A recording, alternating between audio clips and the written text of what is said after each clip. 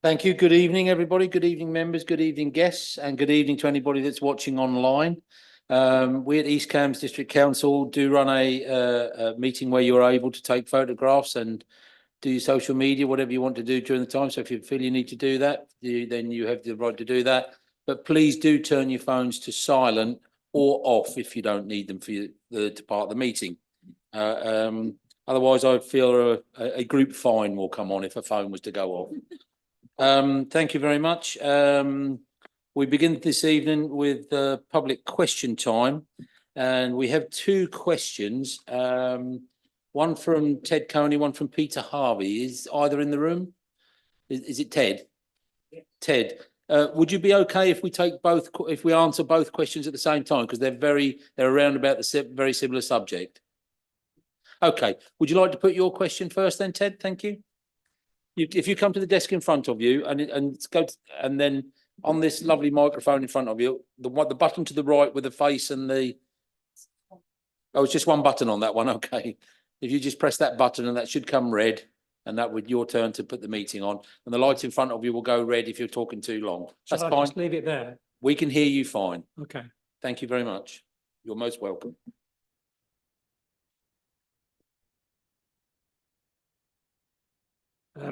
Okay, as you are going to be asked to vote on an amendment to the budget by the Lib Dem and Independent Group on money for arts and tourism, I understand this is in particular reference to Babylon Arts, of which I am a trustee. Have your leaders sent you a link to our business plan? I think it's very important that you know what a great loss Babylon Gallery will be to the city and the wider area if it is forced to close because of lack of funding. I was present as a trustee and I think this is true, 12 years ago, when councillors took away from this very room our core funding, and have seen at first hand how difficult it has been to rely on just grants for particular projects and donations to keep going. I very much hope that this time you can work together to restore some core funding so that we can carry on our vital work. Ted, thank you very much for your question. That's well put, well read. With your permission, if you can stay there for the question, or you can return back to your seat if you wish. You will get an answer from the leader at the moment. But I'm going to read out a second question that we've received tonight from Peter Harvey, and it's on a very similar subject. So if you forgive me for that, and then we'll get the two answered at the same time. This is from Peter Harvey. Given the council is committed to retaining community facilities, including cultural facilities, A, what is the council doing to facilitate Babylon Arts in its quest for revenue funding to enable it to survive, giving its loss could have an adverse effect on the local community? B, who is the ECDC lead member and or officer for arts development? C, what is ECDC policy on arts development in the district? That concludes the question from Peter Harvey. Hopefully you can now understand why putting those together and answering them as one makes a little bit of sense. So I'm going to hand over then and invite the leader of the council, Councillor Alan Bailey, to respond. Hi. Sorry, Councillor Bailey. Ted, could I ask you one thing? Could you press that button again so your red light goes off? Well done. Thank you very much. Hi, Ted. Thank you for coming. It's nice to see you. And thank you to Peter as well. Thank you both for your questions. And as a past trustee of Babylon myself, you know, I and the council absolutely recognise the hugely valued role that Babylon Arts plays in the community. And we thank you for all the work of the volunteers over very, very many years in keeping it going. The Babylon Gallery in particular is an important part of Ely's vibrant culture and definitely adds hugely to the Ely tourism offer. And I know you get significant numbers through the doors of the gallery every year. And importantly, of course, it also gives Babylon Arts a home, you know, a place from which to operate. I've met with Babylon Arts, as you're probably aware, Ted, and there's a recognition by the organisation that it has been heavily reliant on individual grant funding, and that's always going to be a bit of a hand-to-mouth way of operating. And it is good to see that the organisation is trying to move to a more sustainable operating model that seeks to reduce their reliance on grant funding in the future. To specifically answer your question about has the business plan been sent round, I mean, this was not an item of business on our agenda this evening, so I don't believe it has been, but it certainly can be. So yes, I've met with Babylon Arts. I just want to very quickly go back over a bit of history though. So back in 2013, I'd been here for some time by then because I've been here forever. The City of Ely Council, as part of a wider asset and responsibility transfer, which included the Maltings building at the time, requested and took over the responsibility of supporting Babylon from the District Council at that time. And in 2017, again, as part of a transfer of assets, the City of Ely Council also took over the responsibility for tourism, specifically in Ely. And I have to say, a great job it's been doing with that, and congratulations to them, because I think, you know, we have a really vibrant scene in Ely, and that is in large part to everything that they've been doing. Until recently, City of Ely Council did provide in-kind support to Babylon through the free use of the Maltings to run its cinema operation. And I understand that Babylon has stopped running the cinema, and that in fact the City of Ely Council is now in discussion with a new group who's hoping to run it as a community cinema in the future. So we wish them luck with that. The District Council's role in supporting the arts is to provide capital grants to support community facilities across the district, and notably this has recently included Viva's new theatre at Spencer Mill in Soham, which is absolutely thriving and an amazing space, as well as investment into other community buildings and facilities all over the district where arts activities take place. Lots of grassroots stuff going on. So I met with the City of Ely Council last week to discuss a request by them about Ely assets that are still in the freehold ownership of the District Council. And inevitably, the funding request from Babylon Arts was discussed. And it was clear as the discussion progressed that neither council, I don't believe, wants to see the loss of Babylon Gallery, which adds so much to making Ely the lovely place that it is. And our discussion focused on how we can together maximise the benefits of District Council assets that they are interested in, and City of Ely Council financial receipts from all the growth that has happened in Ely. We do need a little bit more time and a little more information before we can progress these discussions, and any proposal is of course subject to detailed consideration and approval of our respective committees, but I've been keeping Linda, the chair of your organisation, up to speed with developments and what's been going on, so that she can do what she needs to do at her end to make everything click into place, hopefully. And I understand that last night the City of Ely Council did agree to refer the decision that they had already taken at their committee, their finance committee, was referred to full council. But in light of this new information that we discussed on just Friday last week, they are going to refer that decision back to their committee to have a reconsideration, so that we can all take more time for both councils to host a proper meeting with Babylon Arts to better understand the financial ask, and that I hope this will enable a more informed decision to be made, and I hope it will be a positive one, Ted. Thank you, Ted, and you will get written responses to your questions as well. Unfortunately not in this instance. Oh, I apologise. There is one supplementary. Oh, sorry, I've been misinformed. Ted, please fire away with one supplementary question. Could you put your microphone on again, please? Thank you. Just to say that I, as a trustee, was not aware that anything was given to the Babylon, except, of course, we're always grateful to the City Council for not charging us for using the cinema, but it wasn't a favour to us. It was a favour to the people of Ely, so that they could enjoy that facility. And also, I would ask you, I was aware last night that I don't think that the City of Ely councillors, unless they're on the governance group, had actually been given the Babylon business plan. There will be now, because I emailed the clerk this morning and she admitted that they hadn't been given widely.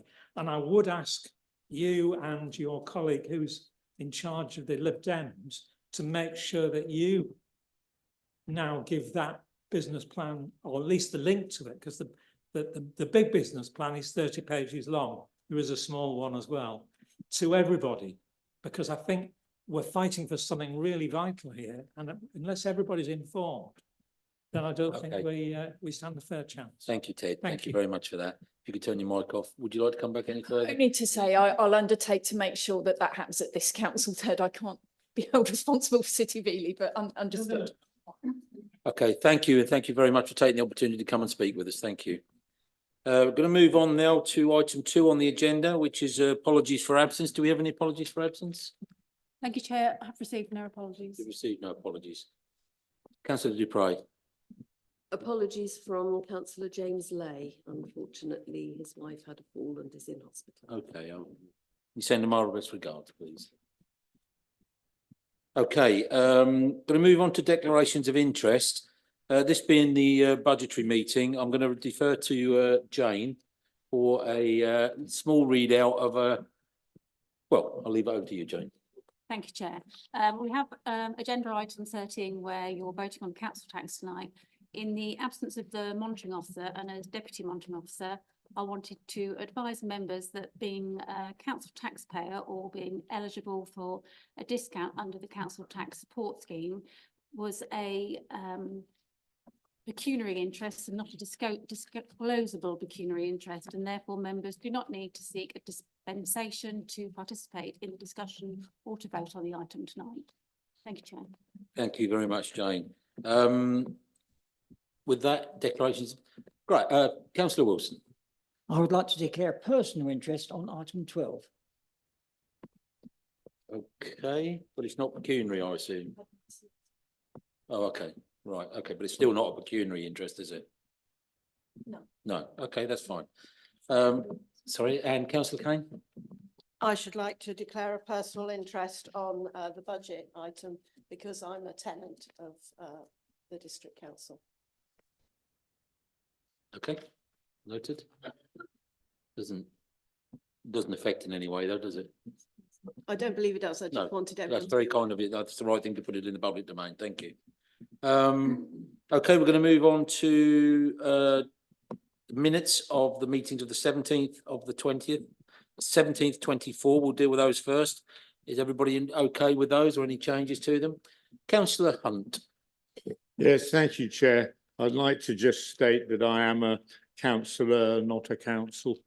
And if you look on page 5, under where it's got the response from Councillor Bill Hunt, as I was, he declared an interest as a county council. Second line up. It should be county council law. I'm sure that will be amended and I will sign to that effect. If I don't everybody think else- anybody's going to dispute that. No. No.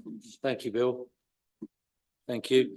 So with no other things, okay, so I will sign those after the meeting, and also for the 11th of December 2024 minutes were also sort of attached. Any issues with that? I'm seeing none, so I will sign those afterwards as a true record as well. Item 5, Chair's announcements. I have a small list of Chair's announcements. I would like to point out first that tonight the lead officer is Isabel, and Isabel is here because John Hill and Maggie Camp are poorly and not able to be with us this evening. So Isabel is my right hand tonight to keep us all straight in order. That's very good. Got a few things that I'd like to other announcements, please. I've been asked by the Chair of Audit Committee to ask all members to check their declaration of interest is up to date and that they have returned their related parties declaration. Our external auditors have highlighted issues in these areas, putting unnecessary work on our finance team. So if that's something that everyone can attend to, please.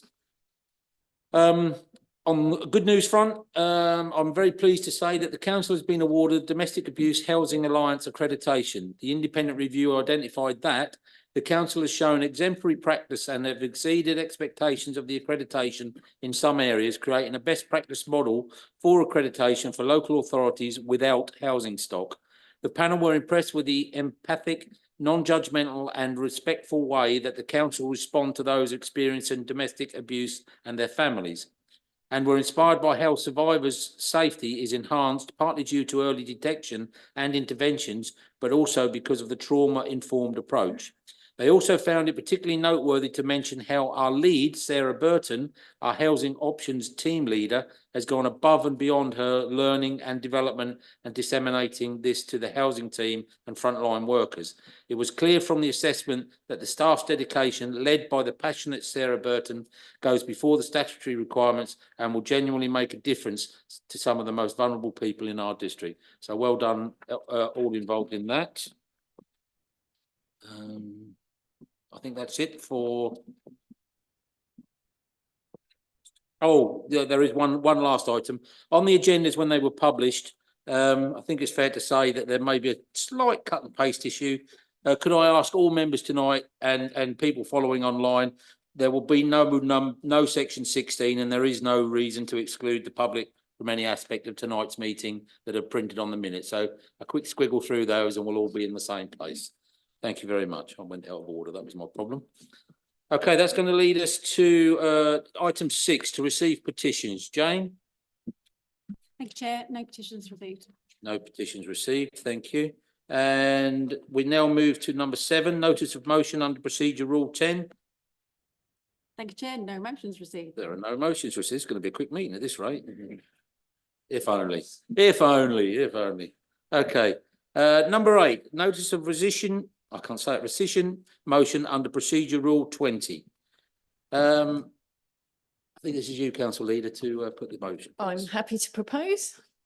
And seconder, please. Happy to second, Chair. Thank you, Julia. Back to you then, please, leader. Thank you very much. Well, council, I certainly didn't expect to be proposing this motion to rescind the unanimous decision that we took in just October to begin a new local plan, but events. The Labour government has decided to abolish the district council, rather shockingly, and we are going to be subsumed into a new unitary authority, the geography of which is obviously still to be decided, but will clearly be very different to that we have now. And alongside local government reform, there are also plans in the devolution white paper for spatial planning powers to be given to the directly elected Mayor of Cambridgeshire and Peterborough. Further, government is now much clearer that it will publish new style local plan guidance by the end of this year. And we've also had a ministerial statement that I think, frankly, to the regret of all of us at this council, new local plans cannot include environmental policies beyond those in the National Planning Policy Framework. And of course, we had done quite a bit of preparation and discussion and we were hoping to be much more ambitious in that area with our new local plan. But so be it. Recognising that the council's 5-year land supply position can always be challenged, of course, we are nonetheless currently in the happy position of being able to demonstrate a 6.6-year supply of land over a 5-year period with a 7.14 years supply of anticipated from year 6 onwards. So a healthy land supply position. And the council has also recently exceeded its housing delivery target, the last recorded one, because there's a lag, achieved a score of 113% in 2023. So all of that adds up to, relatively good position in terms of our land supply position.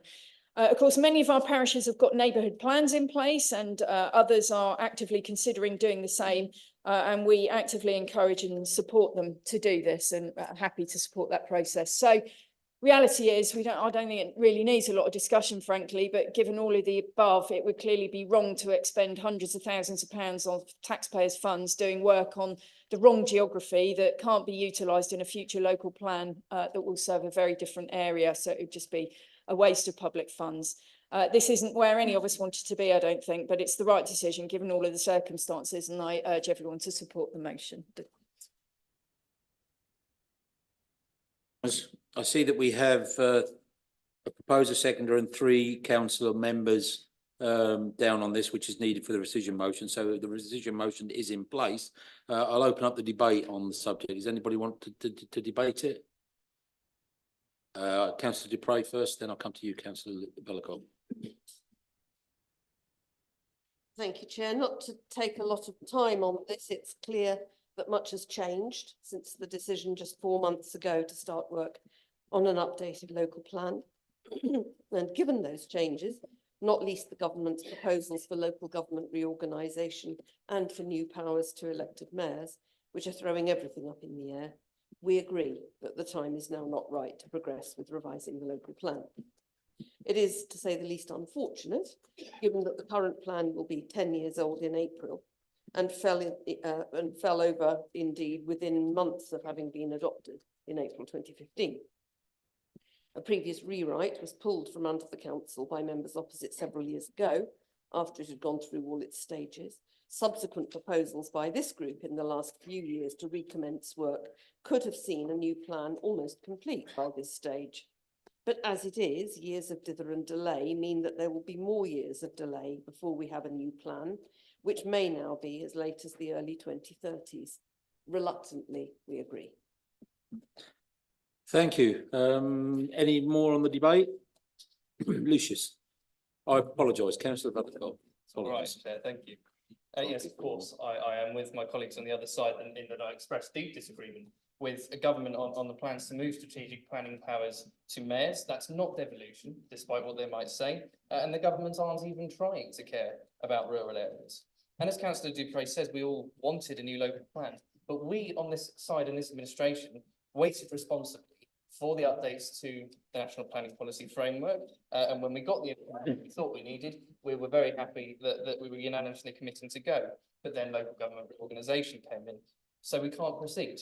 There's no point us trying to use a power we won't have. That's an irresponsible use of our taxpayers' funds, and we wouldn't exist to do it. And there's no point starting the process either, because a call for sites, as we all know, is a divisive process. And of course, the 5-year housing land supply is incredibly important, because we saw only a few weeks ago in Greater Cambridge that was lost. And I really feel for them, because the government don't seem to care whether the houses are small or affordable or for first-time buyers or even attractive. They just care about the target, which is cold and quite ruthless, in my opinion. But obviously we are above that threshold. And just as a reminder, if we weren't, there would be very little say in infrastructure, very little say in location, very little say in quality. We needed a new local plan to ensure this, but unfortunately that won't be our responsibility. So I ask this administration, and I will support all efforts for this council to support neighbourhood plans. Obviously Wickham is one in my patch which is desperately in need of a neighbourhood plan, especially in the face of a government which, as I've said, doesn't seem to understand rural areas. And the second thing we must do, which we are doing, is consult local people on local government reorganisation. There is a survey out, the Comms team have done a fantastic job with that. Please do circulate it with all your parishes and residents. And of course, this is not where we wanted to be. We wanted local people to lead under a new framework. The government have closed off this option. So we can't waste loads of money keeping that promise, unfortunately, when the promise cannot be kept. So therefore, whilst, like Councillor Dupre, in many ways, I don't actually support this motion at all, it is the only responsible thing to do to vote for it.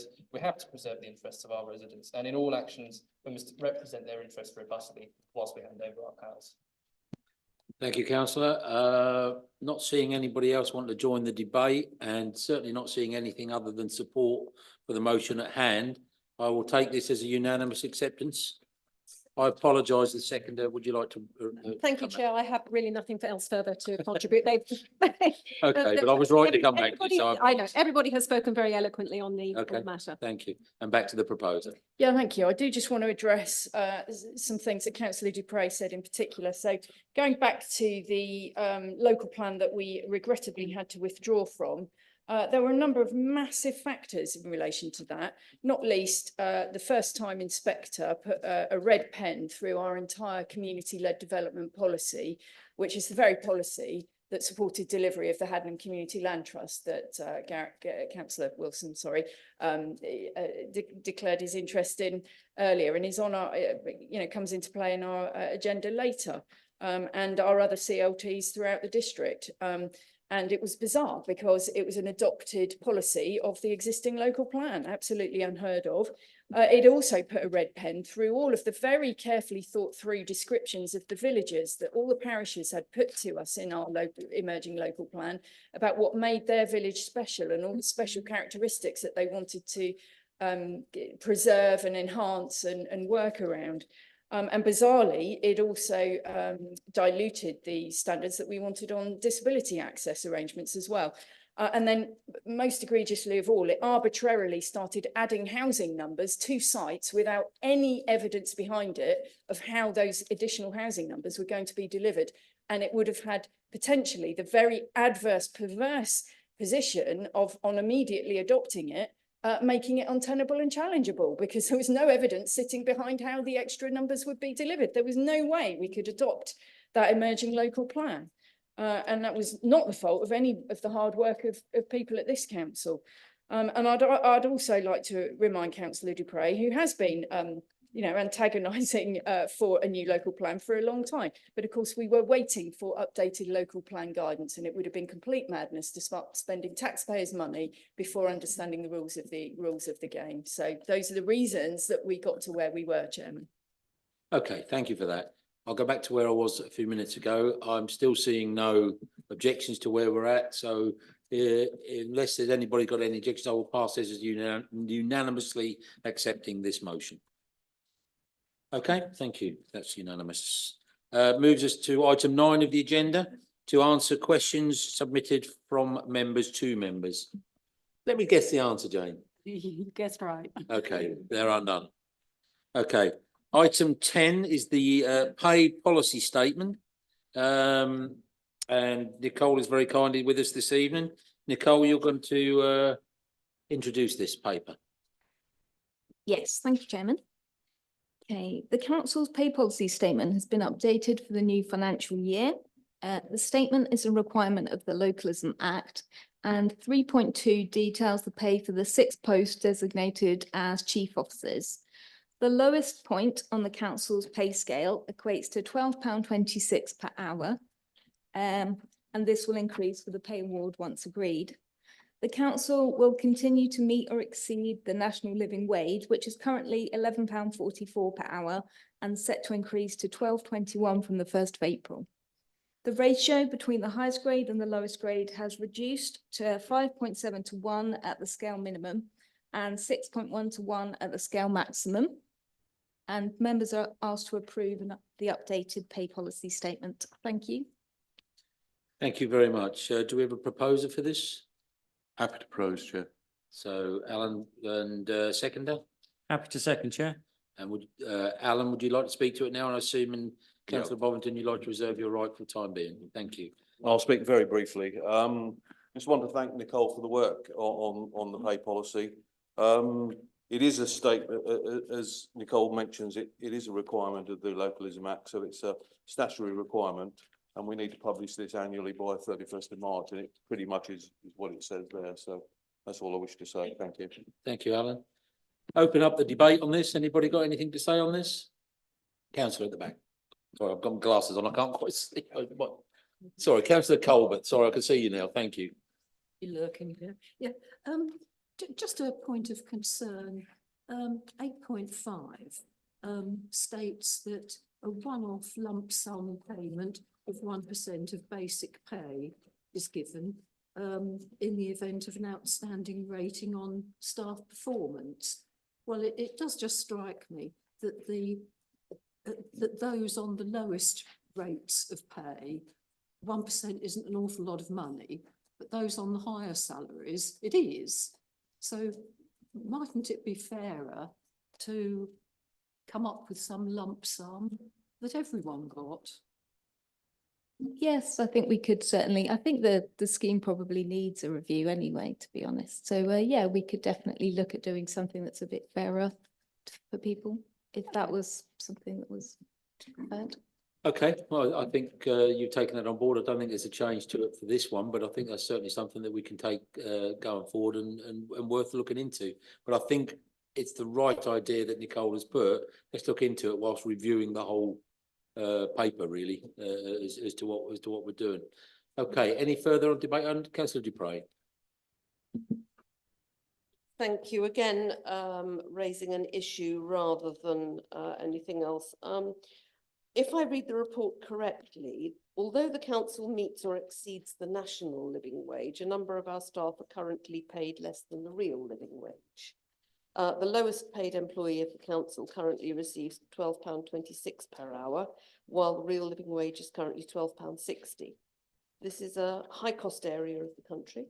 We don't intend to make a formal proposal at this stage that the council should move to the real living wage, but we would suggest it is something that the council should be aiming for. Well, I think again, that can go into the mix as part of the review, but thank you for bringing that up. Any further partition in the debate on this? Okay, in that case, I'll come back to the seconder, Councillor Bomington. Nothing more really to add, just once thank you to Nicole, and to say, obviously, this was debated quite well at Finance and Assets, and some of the points that have been raised across the room there are very good points that we will have already sort of suggested should go into the next review, and hopefully we can bring that forward to the next Finance and Assets. Thank you. Okay, thank you. Very similar to the last one. I'm not hearing of any dissensions to this. So if everybody's happy with this, we will pass that through unanimously. Okay, I'm saying that's done unanimously then. Thank you. We're going to move on to item 11, which is a schedule of items recommended from committees and other member bodies. We have three, one from the Finance and Assets Committee on the 28th of November, and two further ones from the Finance and Committee that was held on the 30th of January. So the Treasury and Operations Mid-Year Report. Who's going to talk? Well, there's no real debate on it, is it? Because we've already had the debate on it. Yeah, there's no presentation on it. So the proposer for this report, please. Yeah, happy to propose, Chair. And the seconder? I'll second, Chair. Okay, any debate on the item one?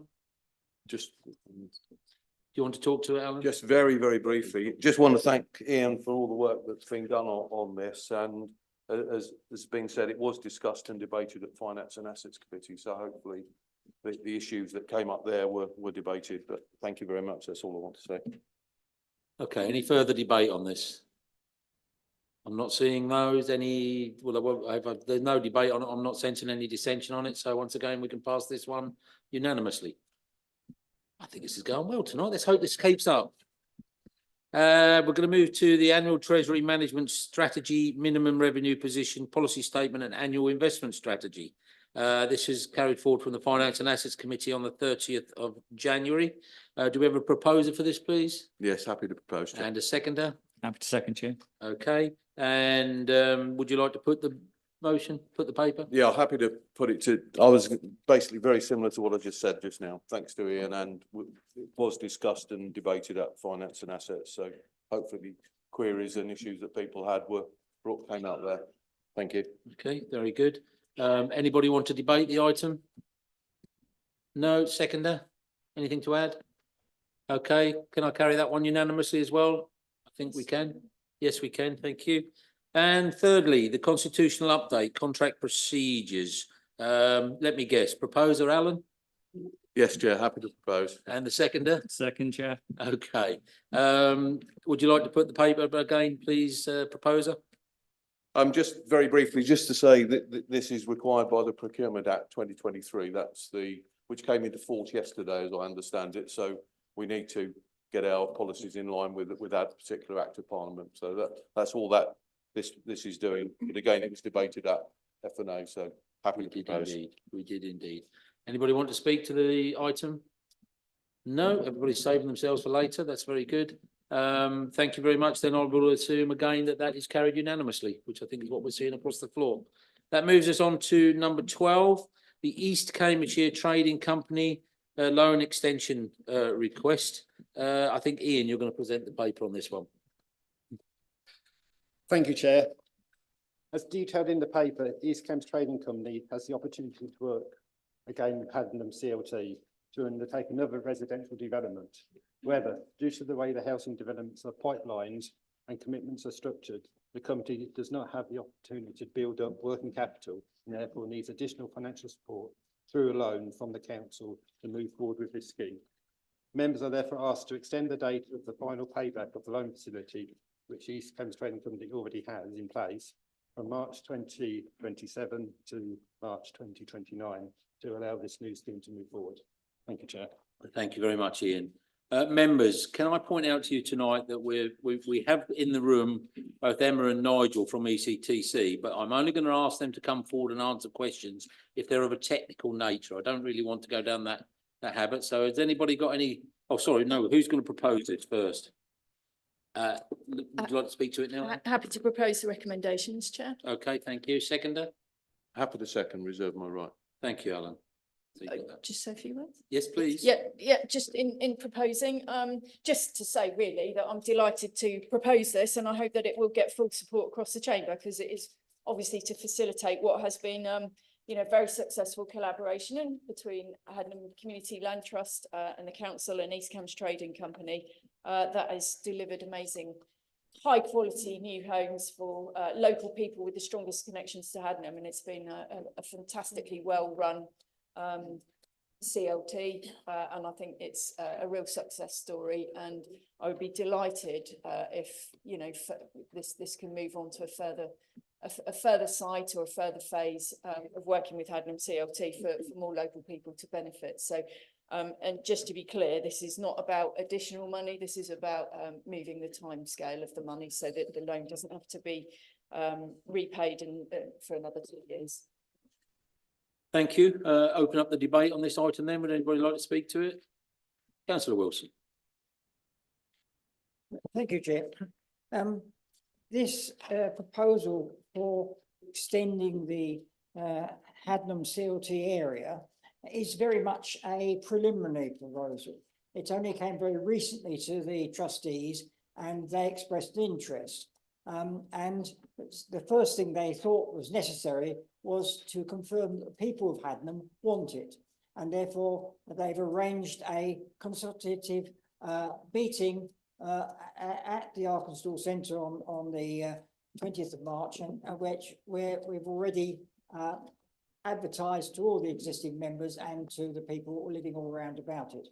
And now, the reason when it was first set up, the Haddenham CLT had quite a lot of local opposition, but subsequently that opposition has completely died away because people have seen that the scheme is extremely successful. The St Albans is a really attractive site, much better than many new developments, and the affordable housing are pepper potted around the scheme so that you cannot tell which is a housing association and which or CLT association house and which is an owned house.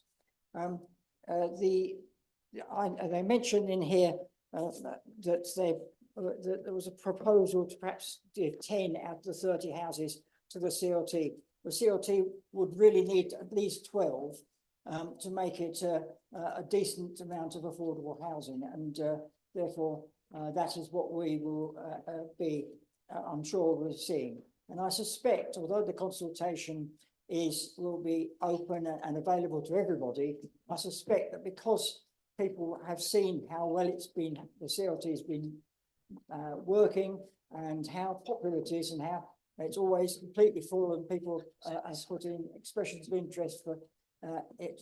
And I think it will probably get approved by the CLT.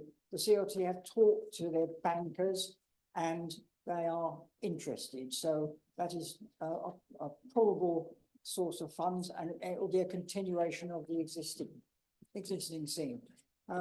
Now, therefore, I assume that we probably will get a request from Haddenham that we should go ahead and use our existing partners and our existing proposals. So I suspect that's what's going to happen, but it will be completely open consultation, and it hasn't yet happened. So that's it's in the air, but this is only, I think, in case it does happen. Councillor Wilson, to have a local person, and I mean, you can't get more local than yourself for your length of time in service in Haddenham and involved in this, and to talk so passionately about it is a real welcome addition to the room. So thank you for that. Is there anybody else that would like to add to the debate? Councillor Bovington. Thank you, Chair. I'd just like to sort of add to what Councillor Wilson's been saying. I had the opportunity the other day of speaking to a couple of owners down at Ovens Rise who were absolutely delighted and proud of the homes that they lived in. Furthermore, I was happy to take a developer that I was negotiating on the development for down to the site and to show him that site as a good exemplar site of what we're looking to build in the area. So I'd be wholeheartedly supporting further developments such as we've seen at Ovens Rise. Thank you.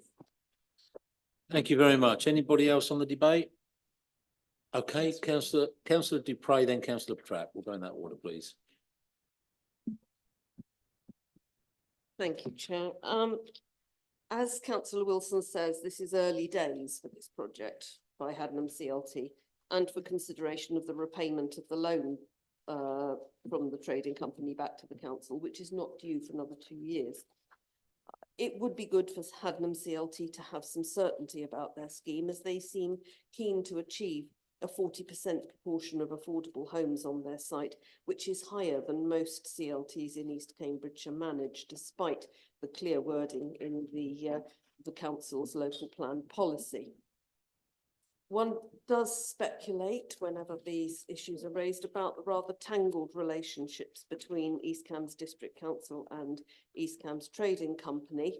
And one wonders whether this is more an issue about keeping the trading company afloat beyond 2027, when of course decisions about its future will be made by whatever council replaces this one. Nonetheless, given the positive record of Hadnam CLT and its genuine community engagement, which I utterly commend, I'm inclined to support the extension for this specific purpose and will be voting for this. Thank you, councillor Dupre. Councillor Trapp. Thank you. I have slight misgivings about this. I'm very much in favour of CLTs and producing affordable housing. Let's get that straight. But here we have a loan which is, there's no condition on it actually being given only if the CLT decided to produce some more housing. So I'm reflecting on this and I'm thinking I'm going to abstain on this. Okay, thank you very much. Any more on the debate? I'm seeing no more hands, so I'll go back to the proposer. Yeah, thank you. I just want to make it clear that the history of East Cambs Trading Company is that it has paid all loans repaid on time. Loans are to facilitate development very specifically and explicitly as it sets out in the paper. And I don't think it's in the interests of East Cambs Trading Company to hold loans and money in its bank account and on its books that it's having to service debt interest payments on. So, you know, that would not be in its interest. And loans to East Cambs Trading Company are very specifically to facilitate development, unlike Cambridgeshire County Council's trading company, which seems to do no development whatsoever, as far as I can tell, but seems to constantly eat money from the council. Thank you. And the seconder on this, would you like to come back? Yes, thank you, Chair. Just a couple of points. I totally welcome this, and it's great to see a local member enthusiastic about it. I mean, what it's doing, it's about quality homes for local people. There's not a tangled web between the district council and the trading company. It operates perfectly, functionally, properly, good governance, and we should be proud of what the trading company has done over the last few years with the number of homes it's produced. Thank you. Thank you then, members. On this one, we will go to a vote. We are being requested to, 1, approve the East Cambs Trading Company request for the loan repayment extension from March 27 to March 29, subject to the conditions set out in 4.4 of the report, and 2, authorise the Director of Finance and Director Legal to amend the loan agreement and debenture agreement to implement the above. All those in favour? Any against? Any abstaining? Got it? That motion is carried. Okay, we now move to item 13, council tax revenue and capital budgets. In the first instance, we've got Ian who's going to present the paper. Thank you, Chair. Following the decision motion earlier in this evening's agenda, you now have in front of you the revised Appendix 2 and Appendix 3 with the additional costs put in for the local plan now removed, which is these figures that you will be considering this evening. Council is asked to approve the 8 recommendations as detailed in paragraph 2.1 of the report, including the council tax resolution as detailed in Appendix 1 and the council's budget as set out in Appendixes 2 to 5. The council tax resolution appendix 1 was circulated to members after the original dispatch of the agenda, as we did not have the information from all the preceptors at the time of the agenda dispatch. Also, since the report went to Finance and Assets Committee, I've consulted with local businesses as is a statutory requirement. When the draft budget was presented to Finance and Assets Committee on the 30th of January, we were still awaiting the final local government finance settlement and the business rates information from the NNDR1 return. Both of these sets of information have now been published and are included in the papers in front of you. Papers in front of you also now show a council tax freeze as voted on at committee.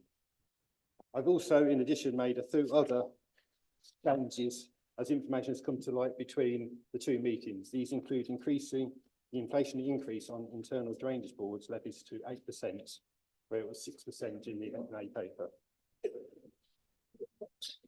The updated information in front of you now, especially in relation to business rates and the removal of local plan costs, in net terms has made a positive impact on the position reported to Finance and Assets Committee. The surplus savings reserve requirement, the balance of 25-26 budget reducing from 2.149 million to 1.813 million. The council, via its use of its surplus savings reserve, has a balanced budget for 25-26 and 26-27, and does not need to make any immediate changes to service delivery. This without the need to increase the council element of council tax in 25-26, this for the 12th consecutive year.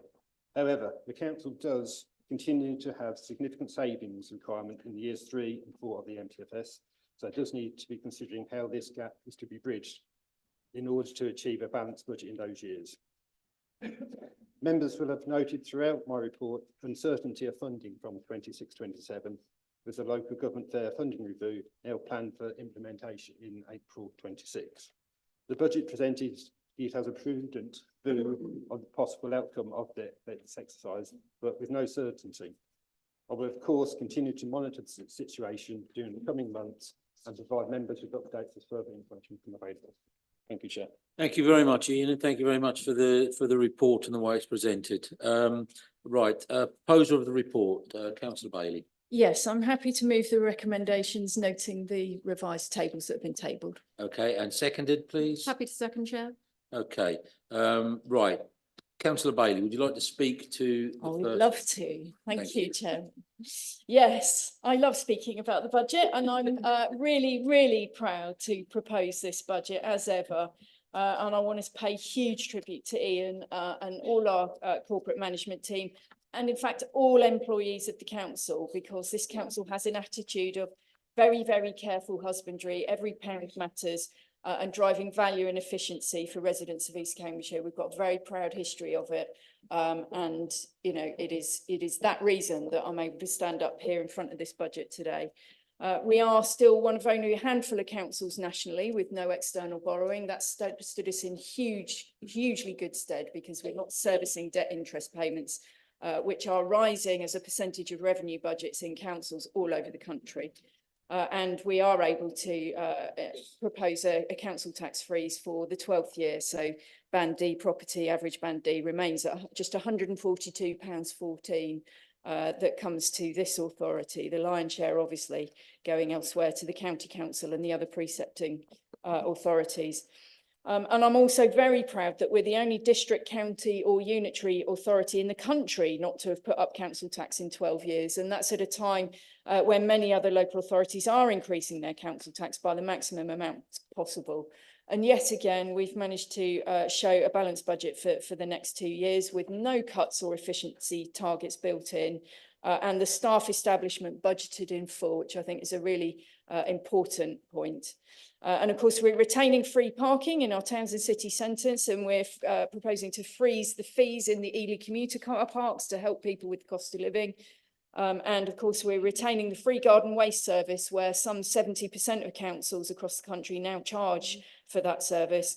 And of course, we've got significant additional funding for our waste service coming in the budget in 2026. Which, like all waste collection authorities, will be rolling out a new separate weekly food waste collection service Unlike all local authorities, we will also be offering people additional green and blue bins at no extra charge and removing that cost for the extra green bin. And that's in the interests of our recycling rate, which our calculations are that will help to improve our really excellent recycling rate even further.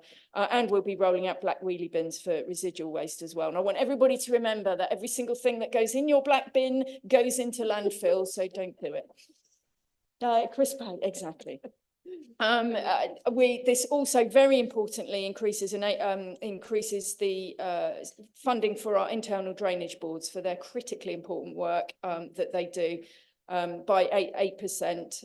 And there is much work to be done to make sure that they get the support that they need, or an alternative, more sustainable mechanism of funding in the future. I think short, medium and long-term challenges that we're familiar with. And we have done our bit in terms of lobbying the government successfully in getting more funding around that.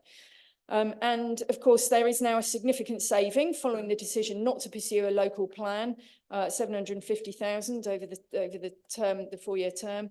And there's financing in there for East Cambs Trading Company, which we've spoken about, the opportunity to build new homes with Haddenham CLT. Recognise it's at an early stage, really hope that it's well supported by the community. It'll be interesting to see what the community has to say. And of course, to support the continued housing development at the former MOD site in Ely as well.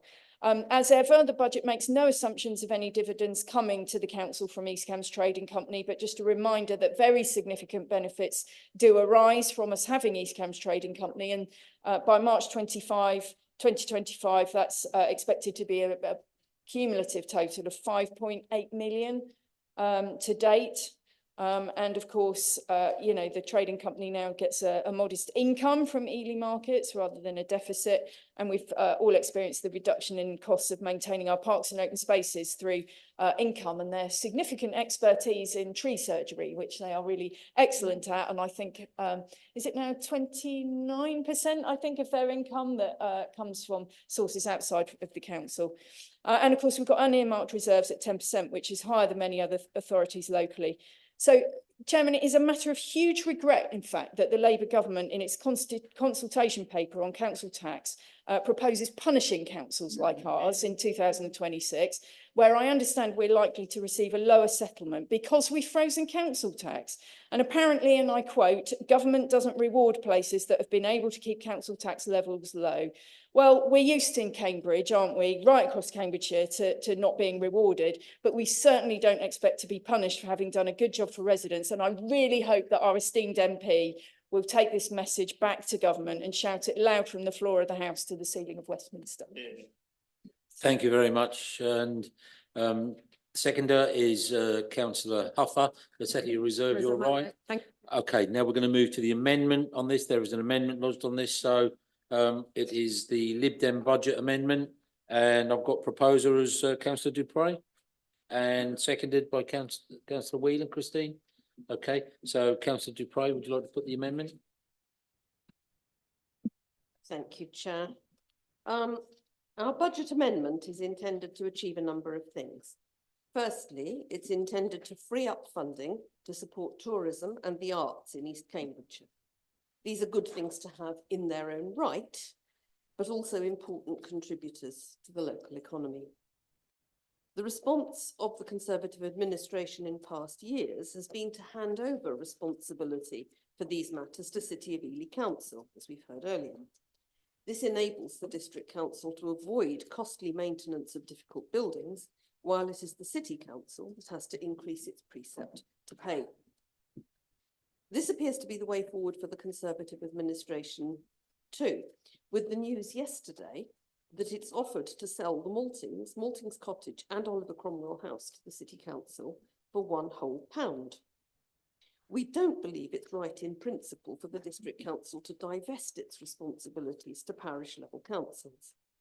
We also think there's a geographical issue here in that arts and tourism aren't purely an Ely matter. They benefit everyone, and there are arts and tourism opportunities across the district with the right support could contribute even more to helping East Cambridgeshire thrive. Times have been difficult for many in tourism and the arts, and a real helping hand at this stage could make all the difference. I need to refer specifically here, and it is an Ely example, and we heard this in the public questions, Babylon Arts, whose situation is absolutely dire. And there is a real urgency about seeking to sustain Babylon Arts, not only for the gallery, but also for the outreach work that it does in many other places. It is an incredibly valuable organisation, and there is an urgency now to solving this problem because of lease and other issues. Secondly, our budget amendment is intended to invest further sums into ensuring East Cambridgeshire plays its part in our local climate and environmental ambitions. My colleague, Councillor Earnscliffe, I'm sure will speak about that shortly. Our amendment proposes to fund these two items by the implementation of a £200,000 saving on the staff vacancy factor. We are already aware that a number of posts within this council are increasingly hard to recruit to, and we believe this can only increase with the reorganisation of local government looming. The decision to cease spending on the local plan presents the opportunity to spend some of the money this will save on preparations for city parking enforcement. This will mean that whichever council we are part of in future, we will be aligned with others within our new boundary. We therefore propose to set a sum aside for that. And finally, we propose to remove all references in the budget to the development of the unwanted and unneeded crematorium at Meathall. We believe our amendment offers the right budget for East Cambridgeshire, and it does so without proposing a council tax increase. Thank you. Thank you, Councillor Dupre. Second on that was Christine, Councillor Christine Whelan. Do you want to reserve your right for the debate? Yes, I'd like to reserve my right. Okay, thank you very much. Would anybody like, we're debating the amendment here. Would anybody like to debate on the amendment, please? Councillor Bailey. Thank you, Chairman. Well, here we are. It's par for the course for the leader of the Lib Dems to see a saving and immediately try to spend it. That is, I'm afraid, the Liberal Democratic attitude to life. And what's she trying to spend it on? Of course, it's civil parking enforcement. And once again, I think I need to remind the council that the only authority in Cambridgeshire allowed by law to take on civil parking enforcement is the Highways Authority. That is Cambridgeshire County Council, of which Councillor Dupre is a senior member of the administration. If she's so desperate to bring in civil parking enforcement to East Cambridgeshire, why doesn't her group use the powers that it has, that only Cambridgeshire County Council has, to bring it in? Why don't they do what they've done for the Liberal Democrat-run South Cambridgeshire District Council, which has been shown outrageous favouritism on this subject by the County Council? In South Cambs, the District Council has nothing at all to do with the running of CPE. The County Council does it all. So why doesn't Councillor Dupre simply do the same for East Cambridgeshire? Why does she want to spend £600,000 of this authority's money bringing the signs and white lines up to scratch because the administration at the County Council has failed to keep them in good order? And by the way, 600,000 is totally inadequate. The costs in Fenland are expected to be closer to £1 million, and East Cambs has more kilometres of road than Fenland District Council does. And why does she want to spend this authority's money on the bottomless pit that is civil parking enforcement? I absolutely assure her that £40,000 per annum will not pay for an effective enforcement operation. The cost of the enforcement activity in the council's own car parks is around £50,000, and that's based on a 1.3 full-time equivalent. And we know that we need at least 4 members of staff to make on-street enforcement effective. Car parking enforcement officers in rural areas do not cover their costs, and the Lib Dem proposals just do not add up. Previous work has shown that the deficit of running a decent standard enforcement operation is likely to be hundreds of thousands of pounds per annum, Chair, which is why there would be pressure to bring in car parking charges in the council-owned car parks or to put up council tax. Free parking will end under this version of civil parking enforcement. And even the Liberal Democrat chair of the Highways Committee at the County Council knows this. Councillor Beckett said the difference is that South Cambs is willing to have paid parking to make it self-sufficient going forward, and East Cambs isn't. And he is absolutely right. Civil parking enforcement is a county council responsibility. Councillor Dupre's county council administration can bring it in. The county council can pay for its own failings and bring the signs and lines up to scratch. And the county council can pay for the operating deficit to run it. They're doing it for their favoured Lib Dem run South Cambs. Why don't they do it for East Cambs?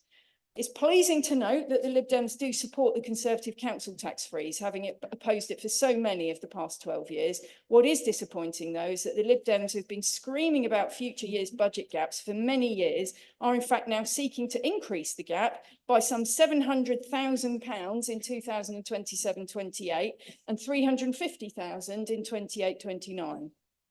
Removing all income associated with the bereavement centre with no proposed plan for the site. Not only will the site continue to be an eyesore, attracting trespassers and vandals, it will cost the council to keep it secure and maintain it. But most importantly of all, it will deprive the district of a much needed community asset and service. And yet again, they've tried to increase the Environment Fund with no plan as to what they want to do with the extra funding. They've still failed to bring forward additional proposals to spend that money. And suddenly they want this council to fund activity that the City of Ely Council did take over responsibility for in exchange for money and assets, as I outlined earlier. I do hope the positive discussion I held with City of Ely Council last week can result in a way forward for Ely's Babylon Gallery to remain open. And I would remind Councillor Dupre that it was the City of Ely Council that approached this district council, I believe it was long before her time here, to request to take over those assets and responsibilities. It was a request by them, and it's a request by them now that we need to respond to. And I think it's right, particularly in the view of local government reorganisation, that we do that. Those assets were gifted to the people of Ely. They do not belong in some remote unitary called Cambridgeshire Unitary or Peterborough Unitary. Absolutely not. And I think we need to take that request very, very seriously. And this year, they've suddenly decided that the vacancy lag is only worth 200,000, where last year it was apparently worth 400,000. Whatever figure they pluck, it's still the wrong thing to do, and it means that there's a target on officers to delay recruitment of staff that we need to deliver services to our residents to the standard we expect. So, Chairman, I cannot, for all those reasons, support this amendment. Thank you very much. Anybody else want to speak to the amendment? Councillor Vellacott and Councillor Inskip next. Thank you, Chairman. Yes, I think Councillor Betty spoke incredibly well there, and I thank her for that. I have a twofold problem with this amendment. The first is a somewhat parochial one. Of course, it's politically inviolable. There's two reasons for this. Firstly, the council has taken a decision on the crematorium, and they don't have to like it, but it is done, and it will be successful. We're under the fantastic leadership of Isabel, and we're perfectly confident of that. And the second thing, we're simply going around in circles with this, but it is irresponsible to sign up for civil parking enforcement. It's a blank check. It would lose so much more money than it generates. It's fine in somewhere like Cambridge City, but here, absolutely not in a rural area. I am frankly disappointed with the lack of progress on an alternative. Really disappointed. But that doesn't make civil parking enforcement the answer. It's a complete blank check. We need to be working and pushing the police very hard. Let's not forget it is a police responsibility at this time. But I'm even more concerned about the financial and perhaps even the common sense aspect of this amendment. I want to take a few in turn. Firstly, if this council were to implement civil parking enforcement, why do it via a revenue contribution to the capital budget when we have capital money to spend? I don't understand that. But more importantly, why then does it not appear in the capital budget? You can see from the capital financing on the last page of the amendment that revenue contribution is blank for all 5 years, including the 4 years of the NTFS. So whether that's a mere oversight or just bad budgeting, I'm not entirely sure. The other question is why is that proposed revenue contribution situated in the revenue budget under community transport? It's not community transport, it's painting lines and putting signs in. It's just plainly in the wrong place. So I don't understand that either. No revenue contribution appears in the capital budget. No line for civil parking enforcement appears in the capital budget. I only think, thank goodness they're not administration. What calculation have they done to reach £400,000 of staff vacancies last year, but £200,000 this year? That's a figure they've plucked from the air. We can't just assume that we won't have staff. That's completely wrong. I appreciate we're being abolished and staff will be looking to their future careers, but that's an irresponsible budget assumption.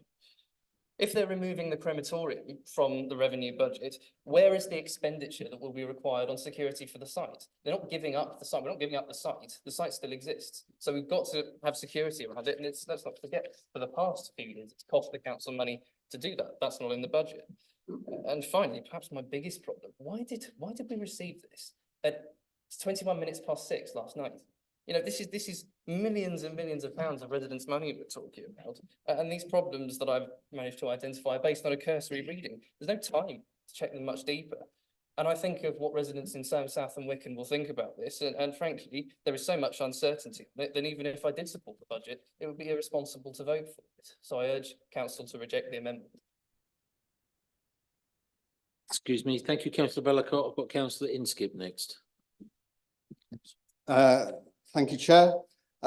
We have the same criticism each year about, because this isn't the first year that we've looked at staff savings, and each year we're told you'd only achieve it by holding back on recruitment, or we wouldn't actually meet those savings. Yet each year, if you look back, the actual underspend far exceeds what we budgeted each year. So in the first year, you could criticise it because maybe the data wasn't there, but you look now and it's proven the data is there each year. With the way that the council is now run, you underspend, and I know Councillor Vellacott is looking a little confused. If you look at the numbers, Councillor Vellacott, you'll find that we underspend by more than we're proposing here. So there doesn't need to be any change because this is what happens year after year. And the advantage of doing this and building this in is that we can do other things. So we can look at tourism, for example, across the district, not just in Ely. If I look at my own ward where we have the Ouse Washes, that could be a great tourism attraction that we could be promoting much more. And I know of people in my own ward who have local businesses where they're trying to generate tourism interest. But wouldn't it be great if they actually got some support in that from the district council? And that doesn't just apply to my ward. Across the district, there are people, if you talk to them, who are looking for that support and are disappointed that there was that change a few years ago where the district withdrew from that and left it to the city of Ely, which obviously will promote Ely, but understandably isn't looking at the broader district. We should be supporting those businesses. Similarly, with arts, you know, Babylon Arts, as my colleague has already said, isn't just the gallery that sits by the river. There are an enormous number over the years of outreach projects that don't just address Ely itself, but involve people from across the district. Again, that's what we should be looking to do. Civil parking enforcement, we're one of 3 councils, one the Isle of Scilly, that doesn't have civil parking enforcement. Every time, why is it that those other councils have got it so wrong, and yet East Cambs is so right? And yet when you speak to residents time after time after time, they raise it on the doorstep. Why can't we be like those other councils? Why can't we have people why do we have a district where people know they can ignore the parking restrictions most of the time because they don't get ticketed, and not just cause inconvenience, but cause safety problems that we should be addressing? We should take this seriously. And finally, we want to put much more into what we're doing on the climate change and the climate emergency. If you look at the action plan we have today, we're doing some useful stuff on biodiversity. We're doing some things to reduce the carbon footprint of the council itself. But we're doing next to nothing and helping the broader community of East Cambridgeshire to reduce their carbon footprint. And you look across at what other councils are doing in terms of involving community groups and parishes and businesses to reduce their carbon footprint. That does require upfront investment, but it is yielding results across the country in other councils. Why can't we adopt those proven ideas that have worked elsewhere and do more for climate change? So for all of those reasons, I commend the amendment that the Liberal Democrat group has raised here tonight. Thank you, councillor Inskip. Before we go to the next speaker, I'm just going to make a request. I see a lot of people wafting as if they're getting quite warm. Is there any chance that somebody could just flick on the air conditioning for a minute or two, at the very least, just to cool the room with all the hot air that's in here? There's not a lot of hot air, but I think it would be useful to have a bit of fresh air. Thank you, David. Okay, next on the list to speak is Councillor Hunt. Thank you very much, Chair. I'm a little bit surprised who councillor Inskip's talking to. Because the ones the members of the public I'm talking to seem to have a total different point of view from the one he has. I've been going around telling people that the Labour government are doing away with their district council, and East Cambs District Council has only got a limited time. They're really upset. They love this council, and I say, why do you love it? And they say, because you don't charge for car parking, because you have a healthy marketplace, and because if I arrive on my boat, I can tie up for nothing. People make me feel welcome in East Cambs. What are we going to do to stop that? The people over there say, well, let's have a congestion charge. Let's close down Mill Road Railway Bridge.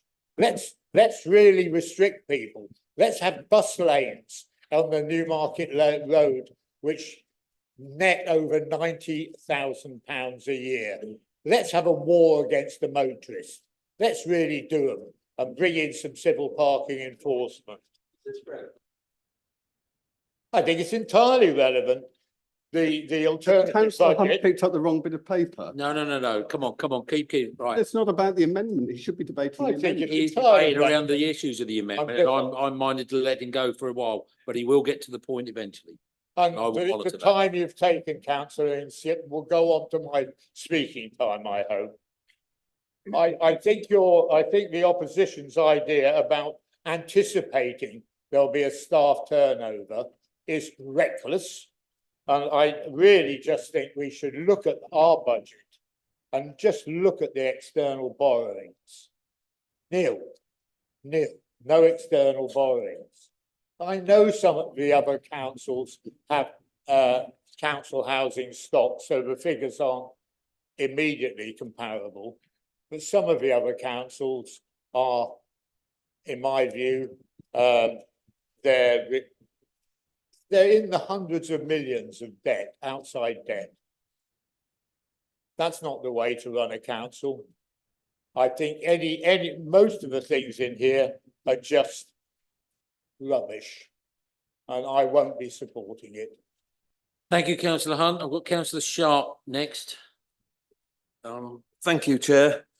Seems a bit cooler. Hopefully I won't add to the temperature. I've got 3 points to make, really. First one is on the Maltings and Babylon Arts. We had a very eloquent speech by the public speaker earlier on, and I think it's right. Obviously, we haven't seen the business case, and I think it's right that we should be looking at that in the Finance and Assets Committee. Hopefully, well, whenever it comes forward, and I think then we can actually look at helping them in the right way. The second point is around CPE. As the leader mentioned, South Cambs were, in my opinion, totally funded by the GCP in terms of all the costs that they needed for the White Line, etc. Fenland District Council needed £1 million, which originally was going to come from the County Council. They're not getting any of that. And the last example is one of the, I can't remember, it might have been the December meeting of Highways and Transport Committee. We had 2 or 3 residents from Mill Road come and totally complain about the CPE not operating along Mill Road. So if taking Councillor Inskip's point, I don't want to be like Cambridge. That's not the way CPE should operate. And then finally, others might, and obviously I know others opposite disagree, the vacancy of 200,000. I've been in the Children and Young People's Committee, Education Committee this afternoon at County, and they are forecasting a 1.1 million underspend on vacancies, plus the budget they had of 2.6 million, so that's 3.7. And ask the question, well, where are all the costs gone? Oh, they're in agency costs, so it's hidden. It's not. I think doing it the way we budget it is more transparent. That's a personal opinion. Others might disagree. Thank you. Thank you, councillor Sharp. Councillor Trapp, got you next, sir. Thank you for allowing me to bat in. CP, I've got a few points here to make. CP, Councillor Hunt was saying how delighted residents are with the council and the free car parking. Yeah, in Ely, you can park on double yellow lines, on disabled places. No one is going to not stop you. That is happening. In Soham, I've been talking to the resident there. This was after there was a public meeting there, I think, with the previous MP. And I was talking to her, or she was talking to me, about the case in Mildenhall. Mildenhall have CPE, and it's financed on the basis of the fines they deliver.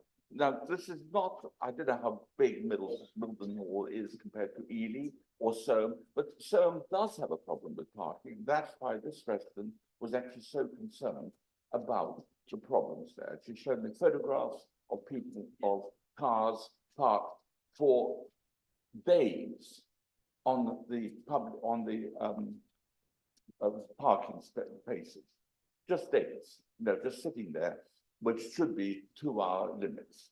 So this is what's happening in Soham. And this resident actually gave me a whole lot of data about this.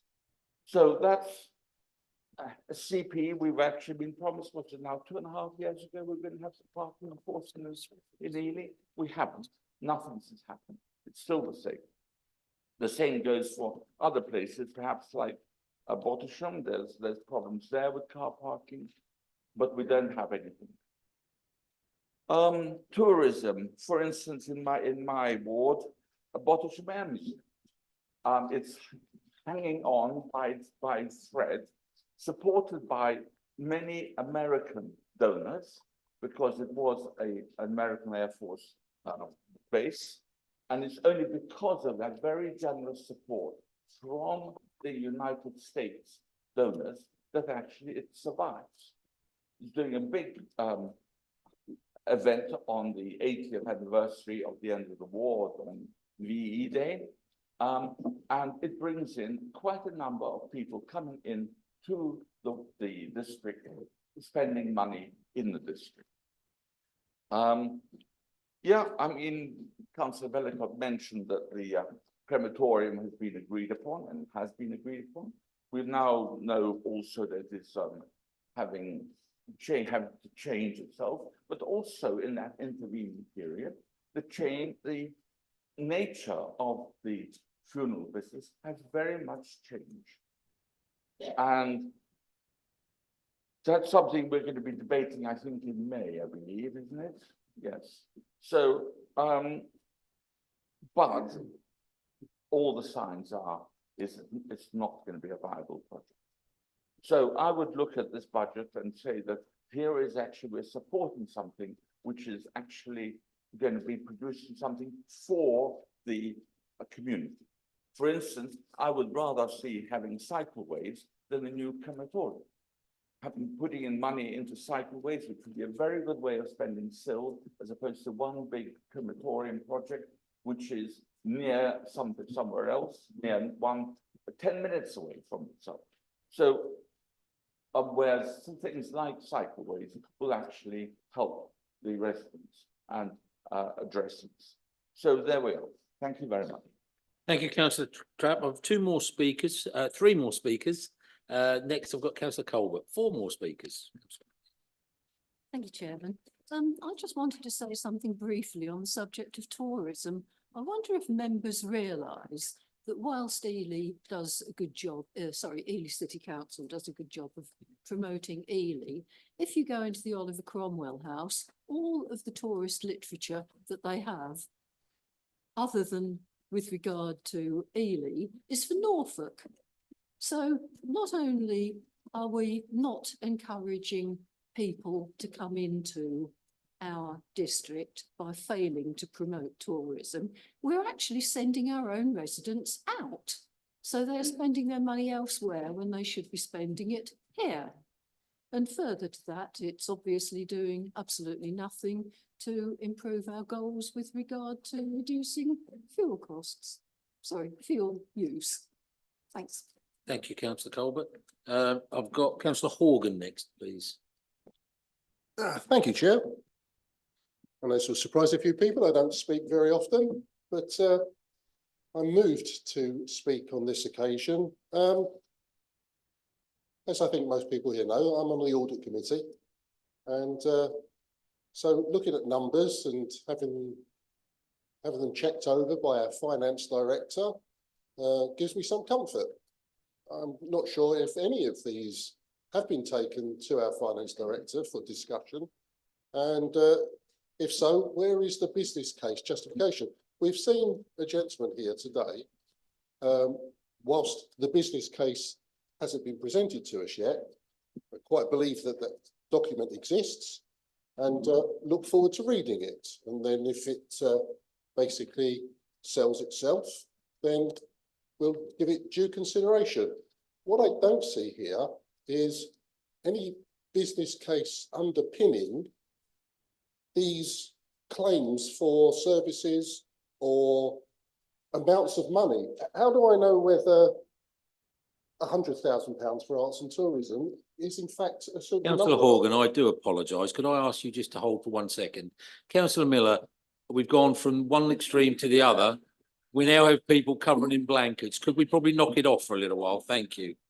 I'm so sorry to interrupt your flow, Councillor Horgan. Hopefully you'll be able to pick it up and seconds will be duly added. Well, I won't be going on for much longer with Okay, Peter thank here, you. but you know, we have a finance and assets committee. The whole purpose of that seriously is to look at these ideas. These may be good ideas for all I know, but where is the information necessary for me to make an informed decision on it? I don't see any of that.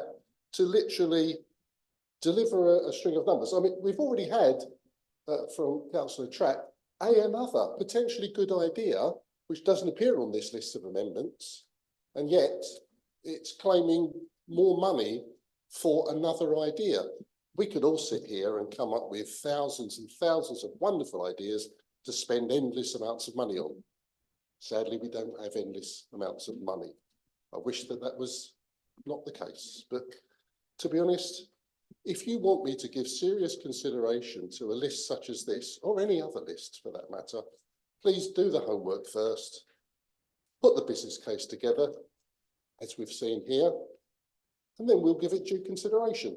Don't drop it on me at the 11th hour and the 59th minute, please. Thank you, Councillor Horgan. I've got Councillor Wade and Councillor Kane. So Councillor Wade, please.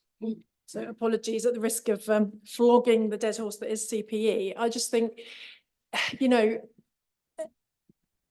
it is one of the, if we want to stop talking about it, I think one of the easiest ways to do that would be to deliver on the alternative. When I first came here, it was the first question that I asked because it was so popular with my residents. What is the solution to the parking problem in Ely?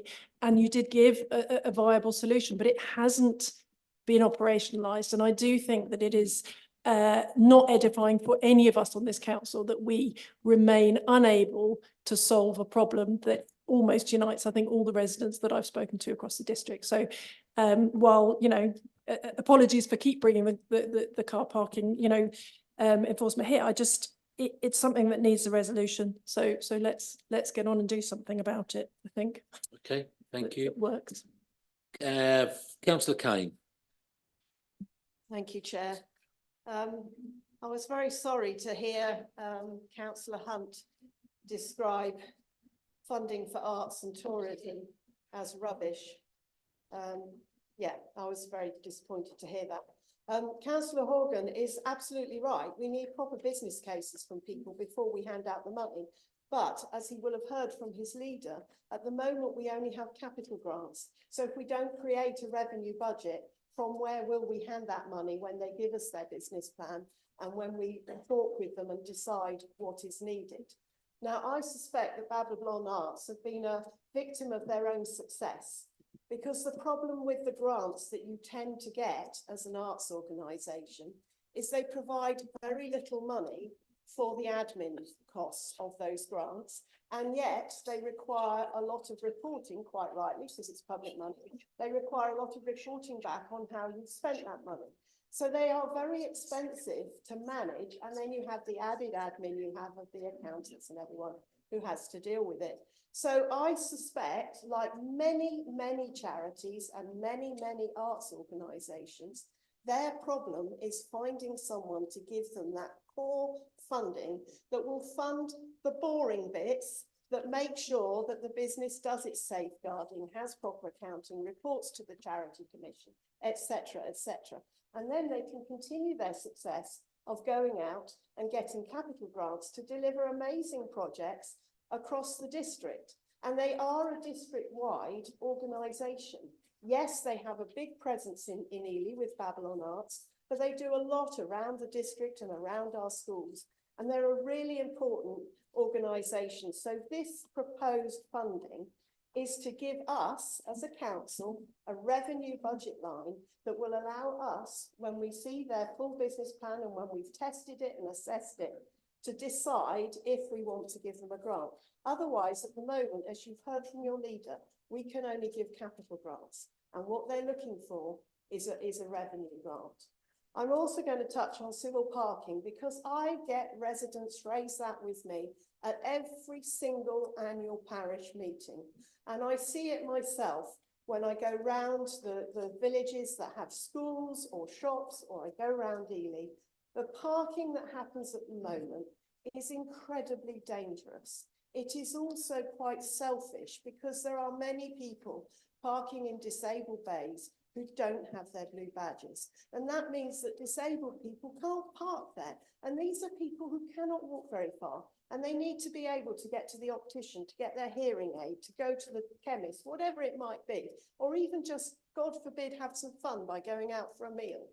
They need these spaces, and at the moment they're being taken by people who are not entitled to park there because nobody checks. Every so often, the police, who are incredibly busy, we all know about the dreadful hair coursing that happened a few weeks ago and the work the police are trying to do to catch those criminals. They're incredibly busy with really, really serious, life-threatening issues, and they have to spend time trying to do civil parking, trying to do parking enforcement in Ely when it gets too bad. It's our responsibility as a council. I was really upset to hear the leader spend most of her speech against this amendment talking about other councils. This is our council's budget. This is our responsibility. This is what we can do to help our residents. And I think this is a really good amendment with really good suggestions for how we can actually deliver what residents are asking us to deliver. So I personally will be voting for it, and I wish other people would as well. Thank you, Councillor Kane. Right, that brings us to the seconder who reserved her right, Councillor Christine Whelan. Thank you, Chair. It's reasonable to support arts organisations such as Babylon Arts while not putting costs onto other people. These amendments are seeking to do what the public has asked us to do. Helping parish councils in achieving net zero has got to be a good, valuable thing to do. It is easy to put the responsibility onto other people, and we should be looking at what people are asking us to do instead of trying to sidestep responsibility onto other organisations. I urge members to support our amendment. Thank you. It now brings us around to the proposer of the substantive substantive motion, which is you, Councillor Bailey, to sum up the amendment. Yes, thank you. Right of reply. Thank you. Well, just a few comments really. So Councillor Inskip thinks it's wonderful because we've created all this extra money and he wants to rush off and spend it. Well, that is the attitude of the Liberal Democrats, and that is what leads to, you know, maximum council tax increases every single year and you know, borrowing costs and all budget deficits and all the rest of it. And I've already pointed out that their amendment creates new budget gaps that increase by 700,000 in 2028 and 350 the year after. So they're already making the problem worse. Frankly, it's called prudent budgeting. You know, the vacancy lag is called prudent budgeting. And I'm very proud that that's the way we do it. It's the right way to do it. And it's what stood us in good stead and delivered 12 years of council tax freezes that they are happy to support this evening. And I hope that if this amendment is lost, they will support the substantive budget and support the council tax freeze. We do, of course, run a tourism service, Chairman. Not many people seem to be aware of it, but it's called Explore East Cambs. It's a fantastic website, has all of our attractions on it. We put significant effort into doing that and working very collaboratively with City of Ely Council. And recently we worked very collaboratively with them on the new app that Ely, City of Ely Council wanted to roll out that was paid for by the combined authority. So we did not leave it to Ely. In fact, it was City of Ely that requested to take over the tourism effort for Ely City Centre. And I think it was great that they did that, and they're doing a fantastic job, and we support them in that. And of course, we promote Ely as well on the Explore East Cambs website. I want to remind everybody that in fact, what Babylon is requesting is funds specifically to support the gallery, the gallery that is down by Ely Riverside. It is that facility that is under threat. I've had detailed conversations with them, and it is that facility that is under question. And honestly, I feel like I'm just saying the same things over and over again. But to be clear, this council cannot legally take on civil parking enforcement in its own right. The responsible authority, if you want to bring in civil parking enforcement, is only the Highways Authority. That is Cambridgeshire County Council, which made a decision to bring it in South Cambridgeshire District Council's patch without any involvement at all of South Cambs District Council. So I'm afraid you are talking to the wrong authority. You should be talking to Cambridgeshire County Council, and you have a senior member of the administration sitting here in your leader. She is the person that you can take this case to. She is the person that can go and influence Cambridgeshire County Council to bring in civil parking enforcement. We do not even have the legal power to do that here, and we've made it perfectly clear that we don't believe in doing it, and we've set out our reasons why. Why don't Cambridgeshire County Council bring it in? Guess what? They don't want the upfront cost of £1 million or whatever it is to get their signs and lines up to date, despite the fact it's their responsibility and that the police probably can't even enforce in this area very effectively. In fact, when we asked them to do enforcement down Ely Forehill, they had to go and check that the double yellow lines were visible properly, so that they could enforce. So why on earth should East Cambs District Council spend our taxpayers' money bringing in something that is the responsibility of the county council if you want to bring in civil parking enforcement? It's absolutely wrong. It's not this council's responsibility, and you have the choice at the county council, those members at the county council, to bring it in there. So that is the authority that you need to go and harass if you want to see civil parking enforcement brought into East Cambridgeshire, because we will not be doing it as long as we are the administration. Yes, the parking is selfish. I absolutely agree. Yes, it's the responsibility of the police, but only the Highways Authority can bring it in, and it is them that you need to talk to. So we won't be supporting this amendment from our side. Okay, thank you very much. That concludes the debate on the amendment. We're now going to move to a vote, which will be a recorded vote, as is our, the budget debate is always a recorded vote. So I will ask Jane to call your name, and when you call your name, if you can put on your mic so the people at home can hear as well, please, and say that you are for the amendment, against the amendment, or abstaining. Thank you. Over to you, Jane. Thank you, Chair. Right, Councillor Chika Akinwale. What does this vote for, please? Is it For the amendment. for, please? Councillor Christine Ambrose Smith. Against. Councillor Anna Bailey. Against. Councillor Ian Bovingdon. Against. Councillor David Brown. Against. Councillor Charlotte Kane. For. Councillor Christine Colbert. For. Councillor Lorna Dupre. For. Councillor Lavinia Edwards. Against. Councillor Mark Goldsack. Against. Councillor Martin Goodell. Against. Councillor Catherine Holtzman. For. Councillor Keith Horgan. Against. Councillor Julia Huffer. Against. Councillor Bill Hunt. Against. Councillor Mark Inskip. For. Councillor David Miller. Against. Councillor Kelly Pettit. Against. Councillor Alan Sharp. Against. Councillor Caroline Shepherd. For. Councillor John Trapp. For. Councillor Ross Trent. For. Councillor Lucius Vellacott. Against. Councillor Mary Wade. 4. Councillor Alison Whelan. 4. Councillor Christine Whelan. 4. And Councillor Gareth Wilson. 4.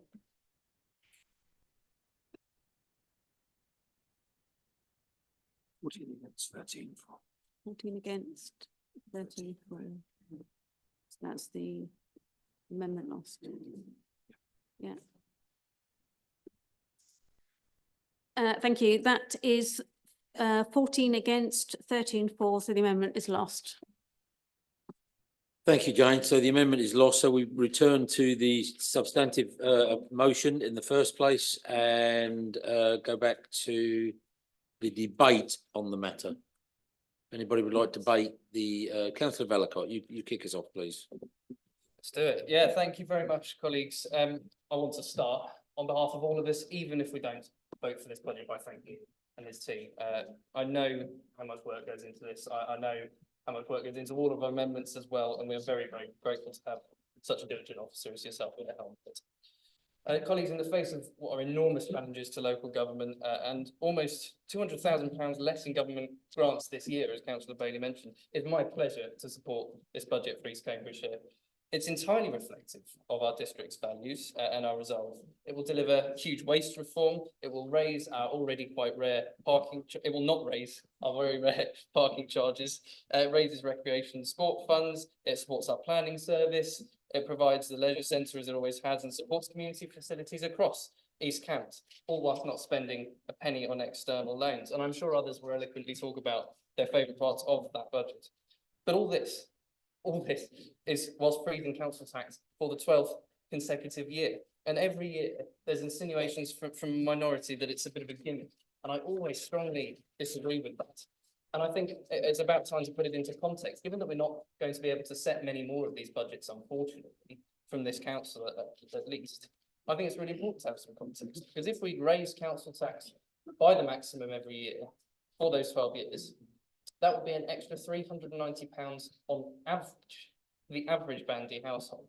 And £390 over 12 years, it might not seem like a lot, but £390, just things that spring to mind, that's a few grocery shops for a small family, that's what, 3 years of road tax, probably 2 under the Labour government, baby clothes perhaps, a final bit of a house deposit, train ticket out of a broken home, the start of a small business. The point is we'll never know, but it is because we didn't. And although this council spends taxpayers' money much better than most, and I'm very, very proud to be a part of an authority that does that, we believe that our residents could spend that money far better than any politicians ever could. And I disagree with all scepticism to the contrary. Even abolishing East Cambridge District Council won't change that. I personally will always fight for that. Even government, when they try to tax our way into our lives and shut aspiration down, even labels that it's a gimmick and means nothing. It isn't. It's incredibly important to local people, all whilst not cutting a single service across those 12 years. And County Council, yeah, though they're in huge debt, they still haven't appeared to learn that council tax is residents' money. They do too much bad. Well, we do the right things well. And I'm still somewhat in awe of that. Even looking at it with an objective mind, I'm aware I'm in administration, but it is still an incredible feat. And value for money is at the centre of everything we do. Unfortunately, we're not going to have long left at this council, but every minute that we have will go to value for money. The budget is secure and it's stable. It's the right thing for residents in Surham South and Wycombe. I will vote for it. Thank you very much. Councillor Hunt. Thank you, Chair. A few years ago, I had the privilege of using my education to its full by designing the no-cost parking signs for the council's car park. And it says, parking here is free. Welcome. Come back soon. Tell your friends. That's what we want to do here. That's what makes Ely and District and the areas of Surham and Littleport so great. We give people pleasure and we fill our marketplace with traders and we make it successful. This budget is really good, but I just pick a few points. It's been taught by other people, but it's so rare, it's time we did shout about it.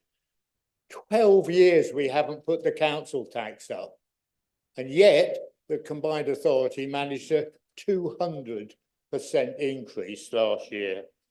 We give free car parking, not just in Ely, but in Soham and in Littleport, and even the toilets are free.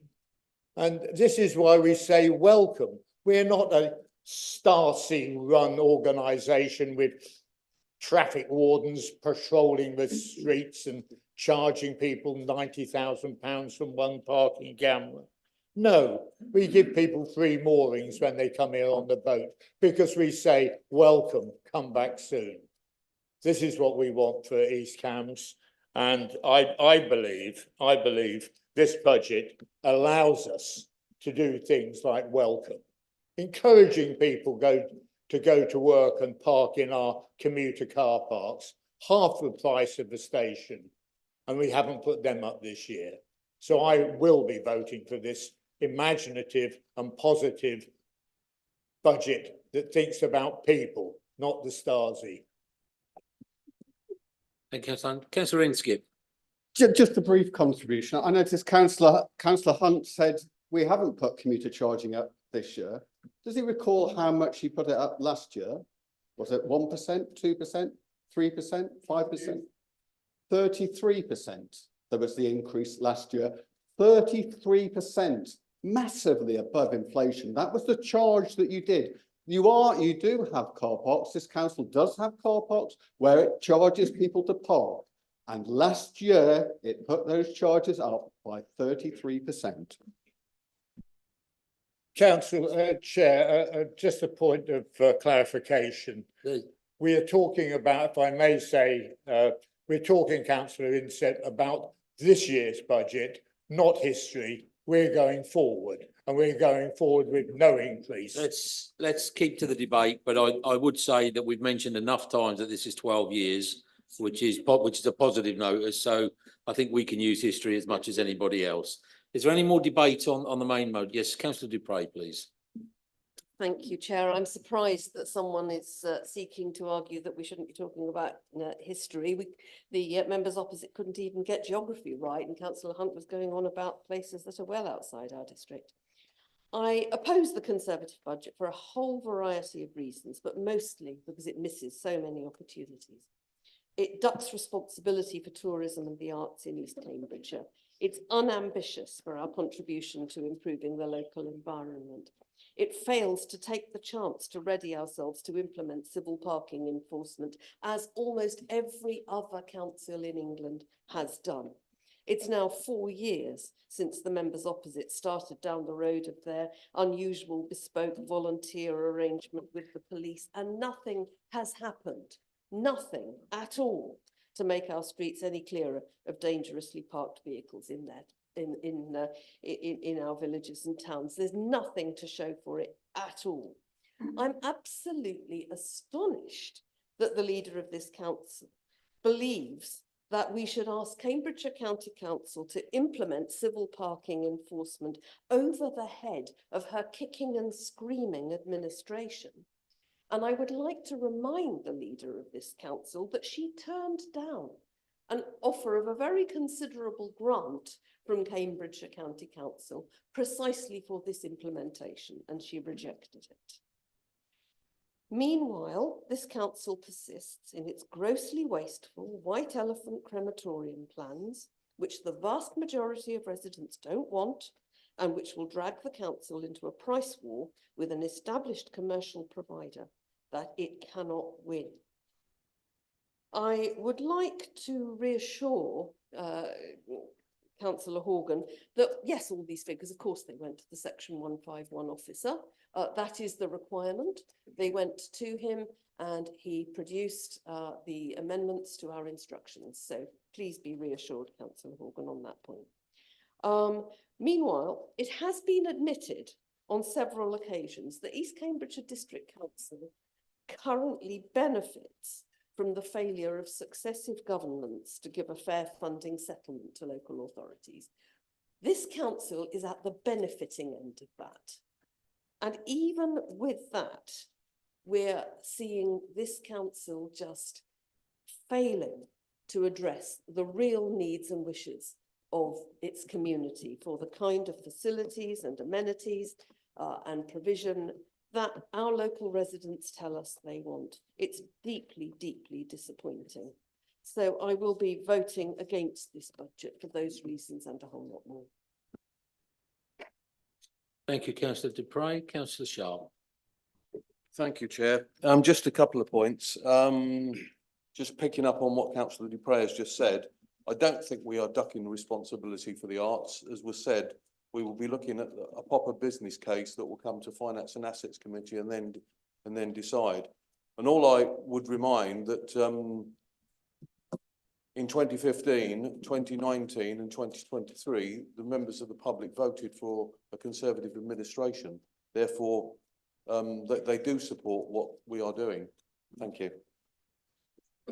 Thank you, councillor Sharp. Is there any more contributions to the main debate? In that case, we go to the seconder, councillor Huffer, to speak. Thank you, Chair. I'll keep my remarks brief. I'm sure we've all heard everything more than once. Once again, we produced a balanced budget without any cuts in services and promoting tourism and the arts and working towards a meaningful reduction in our carbon footprint as a council. Maintaining free parking in our market towns, and I'm happy to support this budget. And I have to say, I sat in a parish council meeting last night where the stark reality of the local government reorganisation and the inevitable council tax increases were met with horror. Because in 2028, when we become a unitary, whichever part of this nation we become a unitary with, we know that council tax for our residents, our share of council tax will be going up. And people are already struggling. They're bracing themselves for the 4.99% that will no doubt come from the county council budget. And goodness only knows what else is ahead of them.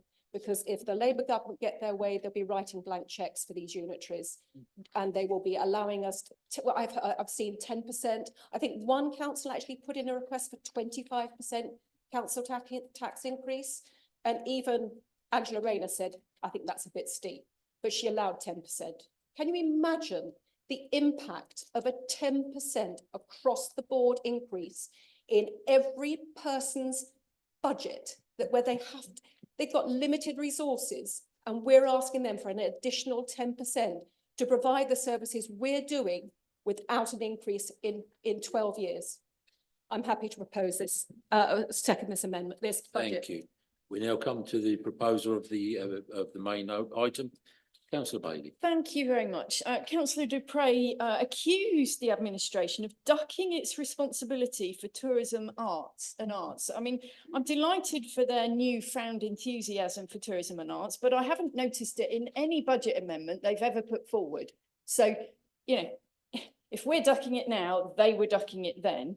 And we certainly are not ducking it now. I've outlined very clearly that we are hoping to reach a positive outcome and that we do have a tourism offering that we put considerable effort into. Yes, I agree. It's very regrettable that the police hasn't fulfilled its promise. I don't control the police. I don't know if our colleagues opposite have made any effort to request the police to do what they promised. I most certainly have, and I continue to do so.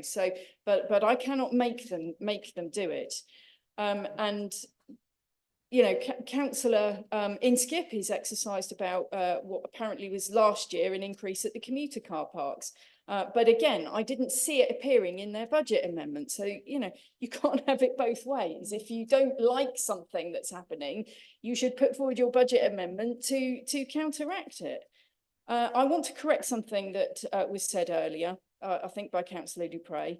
I never called for Cambridgeshire County Council to bring in civil parking enforcement. I never did that. What I said was that if others want to bring in civil parking enforcement, they are talking to the wrong authority. We cannot bring in civil parking enforcement here. We are not the Highways Authority. What happens is that the Highways Authority decides to bring it in, and they may request, and in many cases they do, to see if the district council in two-tier areas wants to operate that system for it. We don't want to operate it. I cannot make that any clearer. So instead of keep bringing it here, why don't you call on your leader to take a motion to the next Cambridgeshire County Council meeting to bring it in by the responsible authority, which is Cambridgeshire County Council, which has brought it in for South Cambs District Council with no involvement from the District Council there whatsoever, under the most outrageous favouritism I've ever seen, because the terms are not available to Huntingdonshire District Council or Fenland District Council, who are having to paddle their own canoe and pay for it, whereas Cambridgeshire County Council has agreed to underwrite future operating losses once the Greater Cambridge Partnership money has run out. So you can do the same for East Cambs, and I suggest you take your case to Cambridgeshire County Council as you're so exercised about it. In terms of infrastructure delivery, I do not recognise the statement that Councillor Dupre made about our lack of delivering facilities and services that our residents need. You only have to look at the SIL paper that we've got coming up to see all of the infrastructure that we've delivered. And on top of that, of course, we've had the growth in infrastructure funding, which the members who were here at the time opposite failed to support. They did not vote to give the growth in infrastructure money to the projects like new bridges, cycleways, cemeteries, village hall upgrades, playing fields, apprenticeship hub and energy improvements in village halls. They did not vote in support of that. So this side of the chamber has delivered and supported all of that infrastructure. It is just a gross distortion to say that we haven't delivered infrastructure. In fact, I think if you compared us with the other district council tier authorities in Cambridgeshire, we've massively outstripped anyone else, not least because we're a SIL charging authority, which is the best thing we ever did. Chairman, I've been leader here for 6 years. It feels an awful lot longer, I have to tell you. But yeah, I am incredibly proud to have been able to stand up for 6 years and announce a council or propose a council tax freeze. And the astonishing thing about that is that, in fact, Chairman, it's been double that amount of time. That is an astonishing feat. And I've taken a lot of criticism over the years, including from members opposite, who just simply cannot believe that it's credible. And we've done it through the hard work of our officers that have found new and innovative ways to bring different money into this council and different ways of operating to make that happen. And it's a truly thing to be proud of, that all members of this council should be proud of. We don't exist to tax the public. We exist to provide a service at an efficient cost. And that is exactly what we're focused on. And for as long as we possibly can, we will continue to focus on it. Thank you, Councillor Bailey. That concludes the debate. And as per we did on the amendment, we will go to a recorded vote. So once again, just one of 3 words I would expect to hear from you when you say your name, please, which is yes, for, against, or abstain. So Jane. Thank you, Chair. Councillor Chika Akinwale. Against. Councillor Christine Ambrose Smith. For. Councillor Anna Bailey. For. Councillor Ian Bovingdon. For. Councillor David Brown. For. Councillor Charlotte Kane. Against. Councillor Christine Colbert. Against. Councillor Lorna Dupre. Against. Councillor Lavinia Edwards. For. Councillor Mark Goldsack. For. Councillor Martin Goodell. For. Councillor Catherine Holtzman. Against. Councillor Keith Horgan. For. Councillor Julia Huffer. For. Councillor Bill Hunt. For. Councillor Mark Inskip. Against. Councillor David Miller. For. Councillor Kelly Pettit. For. Councillor Alan Sharp. For. Councillor Caroline Shepherd. Against. Councillor John Trapp. Against. Councillor Ross Trent. Against. Councillor Lucius Bellicott. For. Councillor Mary Wade. Against. Councillor Alison Whelan. Against. Councillor Christine Whelan. Against. And Councillor Gareth Wilson. Against. 14 in favour, 13 against. That's 14 for, 13 against, and the motion is carried. Thank you very much, Jane. Thank you, everybody. Now, it's 5 minutes to 8, which means we've been going 2 hours all bar a few. The next item is another substantive item. I'm going to propose a 10-minute comfort break now. This is not a run down the street for a burger. This is a comfort break. I will start this meeting again on that clock at 8:05. Thank you very much.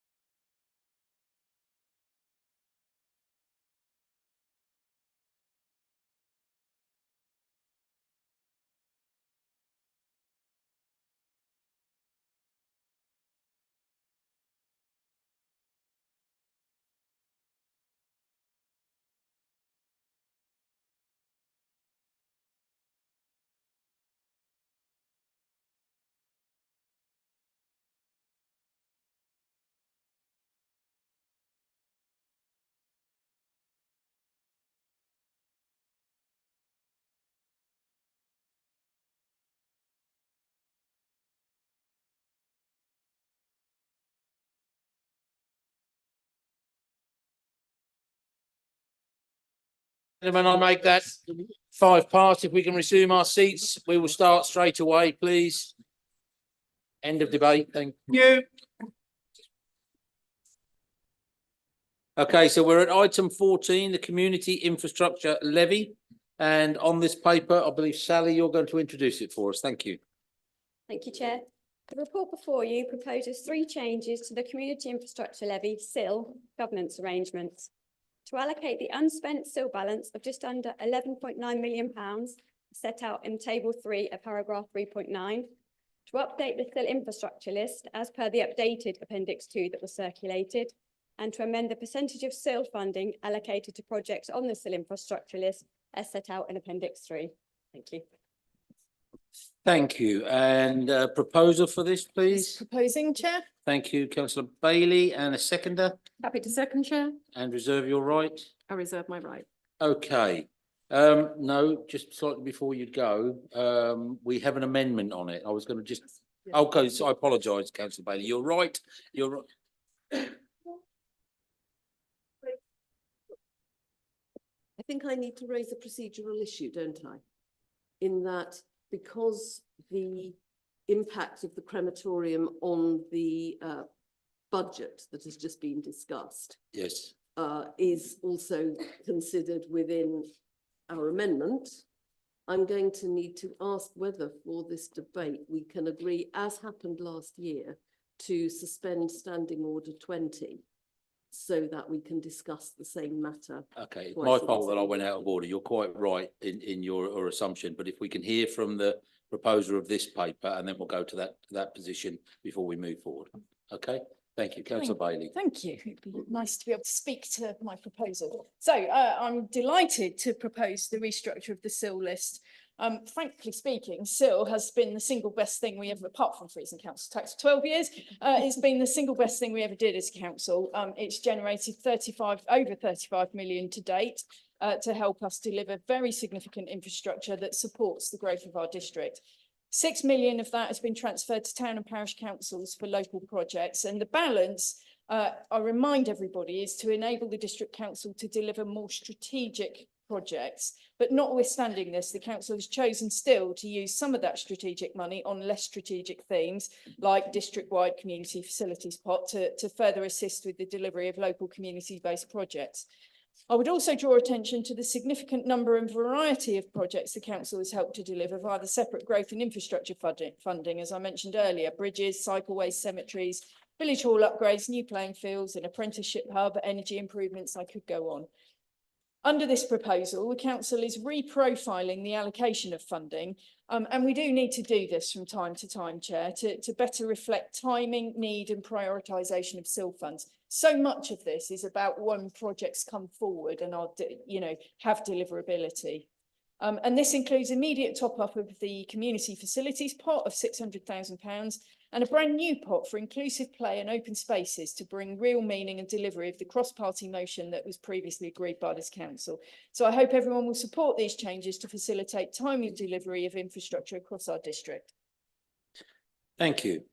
So at this juncture, what I will do is, just to be absolutely clear to everybody, we have an amendment in on this paper, but the amendment is now a negating amendment because of the position of the bereavement centre in the previously this evening passed budget paperwork. Okay, so for the amendment to be heard, we have to suspend standing orders at is it standing orders? Yeah, we have to suspend standing orders. Yeah, number 20. Yeah, to be able to debate on this. So for that to do, we need a 2/3 majority vote, I believe. 18 vote. Okay, that is that 2/3, 28, and you're just past 27. Obviously, that's true. Okay, so I will ask for all those in favour of cancelling the orders. Suspension the orders. Okay, you got that? I'm sorry, I voted the wrong thing, haven't I? I'm sorry, I voted for the wrong thing. Yeah, I have voted in the wrong place. I do apologise. I I've let council down there and I wasn't concentrating enough. I was concentrating too much on what I was talking and not what I was actually saying. So for that, I really do apologise. And I would like to vote again on the matter, please. All those in favour of suspending the standing orders? That's 13. Yeah. All those against suspending? Okay, so that makes this a negating motion which won't get spoken to. I do apologise further for my error in that way. No, I'm sorry. Outrageous affront to democracy that we cannot now have a debate on this item. Point of order. No, hang on 1 second. I'm going to answer this. I think one of the outrageous confronts to democracy on this is receiving this at 10 minutes to 6. Okay, and then expecting a full debate on its content. Okay, legally right, morally not so sure. That's why I voted in the way that I voted. Okay, so that's where we're at with this. I'm sorry if that's unacceptable, but that's where we're at with it. So what we will move then is to the full debate on the main substantive matter. Who would like to speak? Nobody want to speak on the matter? Are we now speaking on the motion, on the paper that we are not allowed to amend? No. What are we speaking on? We are speaking exactly as I said. You, with greatest respect, Councillor Dupre, you were talking to your colleague, which is fine. But what I said was we are going to open up the debate now on the substantive motion, which is the paper presented by Councillor Bailey. Right, in that case, I would have something to say. Okay, you can lead the way. What I will say, firstly, is that it is outrageous that we are not allowed to discuss an amendment to this paper. This paper arises because the council has broadly £11 million of cash to meet broadly £17 million of commitments, and because most of that is committed to the Conservatives' crematorium. The paper in front of us proposes to solve this problem by stripping cash away from Littleport schools, the leisure centre, expansion of the country park and health facilities for North Ely, leaving... Chairman, I think the member opposite is talking about her amendment. I'm talking about the proposal. You will Okay. see in... Can I just, thank you, Councillor Dupre, if I just stop. Councillor Bailey, if you have an issue, then it's a point of order or a point of personal explanation, please. Councillor Dupre, you may continue. Thank you. I'm referring to the reduced figures in this paper that are plainly indicated in the table. The proposal in this paper is to take away the provisions that have been made firmly here and now in order to fund the crematorium, and to leave those facilities, those items, the ones I've listed, to rely on the promise of future income.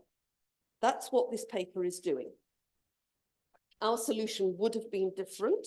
We would have deleted the crematorium, and that would have then enabled this council to fund the council's other commitments in full and given £1.8 million of future income, which would not have been needed to plug the crematorium-sized hole in order to increase the amounts available for district-wide community facilities, inclusive play and open spaces, and also to introduce a new category for footpaths and cycleways, for which this council has commissioned studies but has not set aside any funding to pay for the implementation. We would also have set aside £2.2 million to ensure that Staplow Medical Centre in Soham can go ahead with its desperately needed expansion plans. This paper, this proposal, does not do that.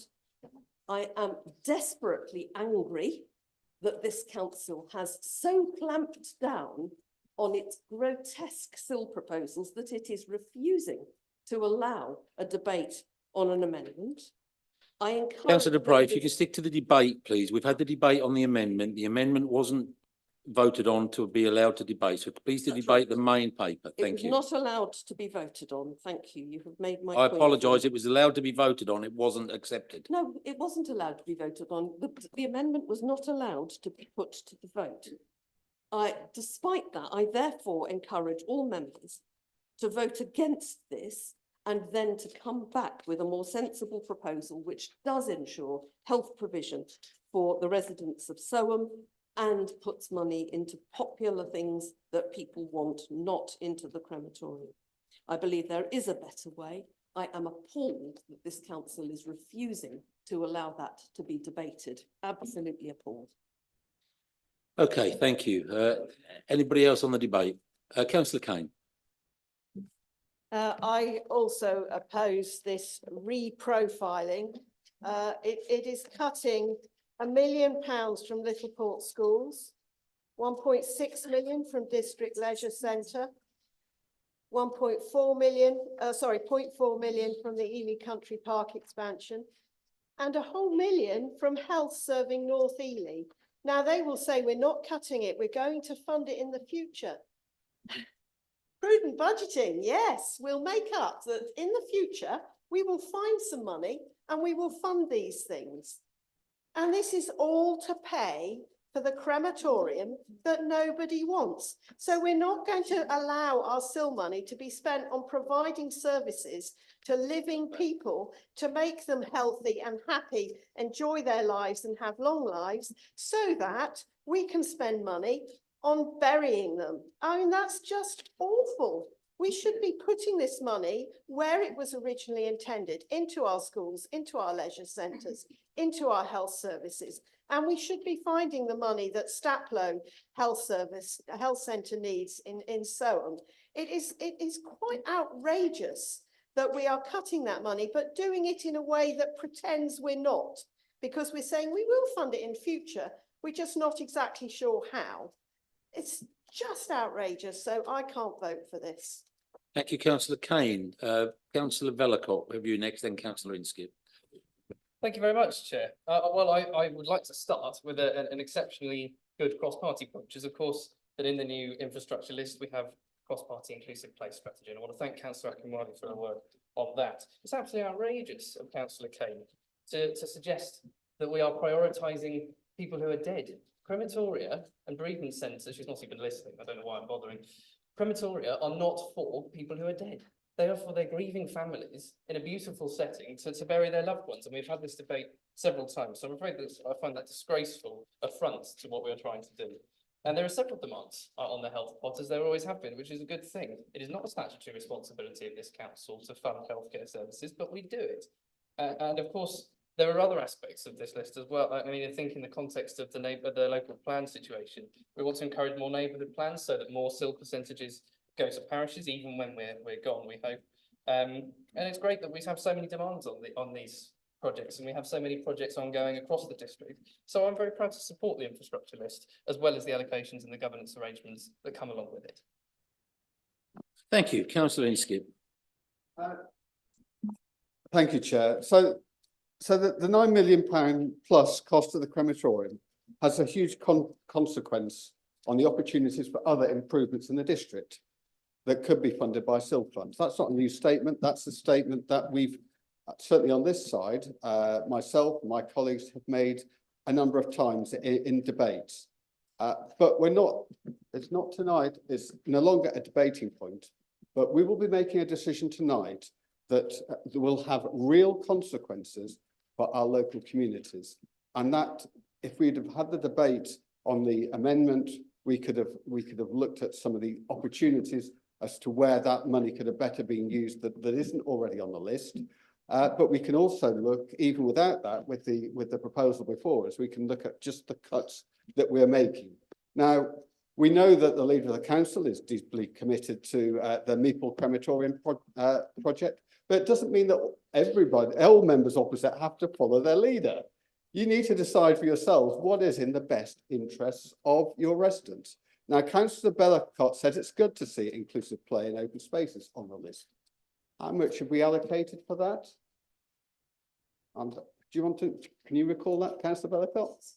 Zero. We have no funds allocated to inclusive play and open spaces in the lists.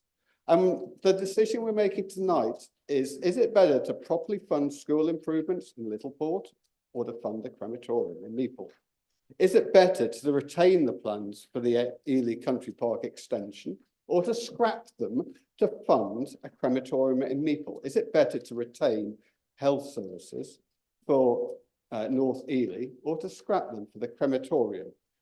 Now, we have heard the claim that, oh, well, we can deal with that in the future. But it wasn't many minutes ago, maybe 30 minutes or so ago, we were told we can't plan for the future because they, within 2 or 3 years, we'll have reorganisation forced on us and we'll be part of a larger unitary. Now, we don't know exactly how that's going to play out, but clearly we have a Labour government that seems to be pushing ahead with that.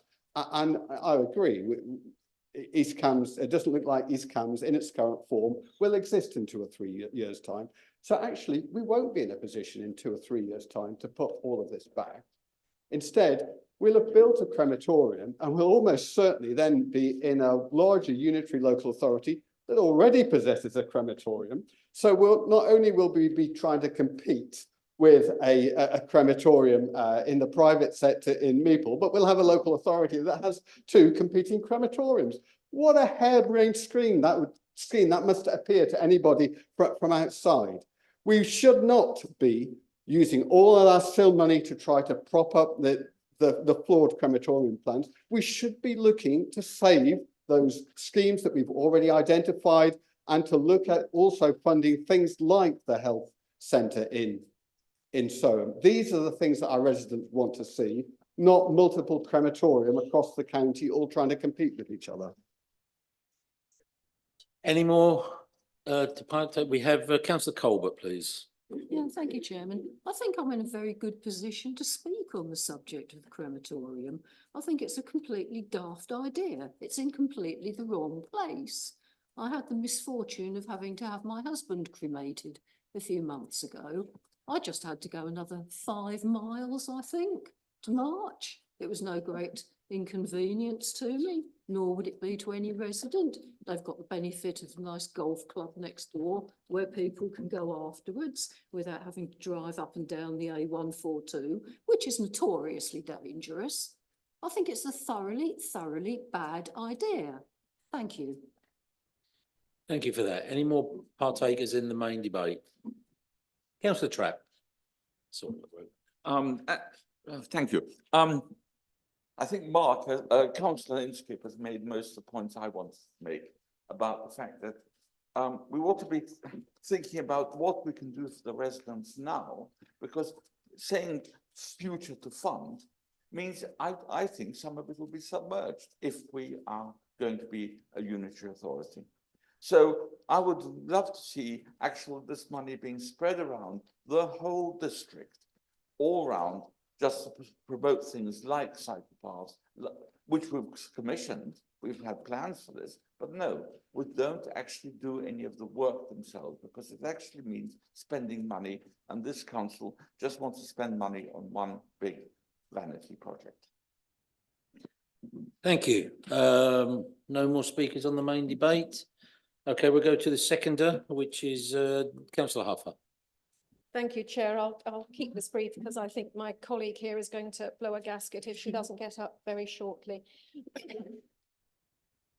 To appear with an amendment with 16 minutes before, if it was so important and so vital that you gave us a chance to digest everything, why was the amendment tabled 16 minutes before the start of the meeting? It shows a lack of respect for this side of the chamber.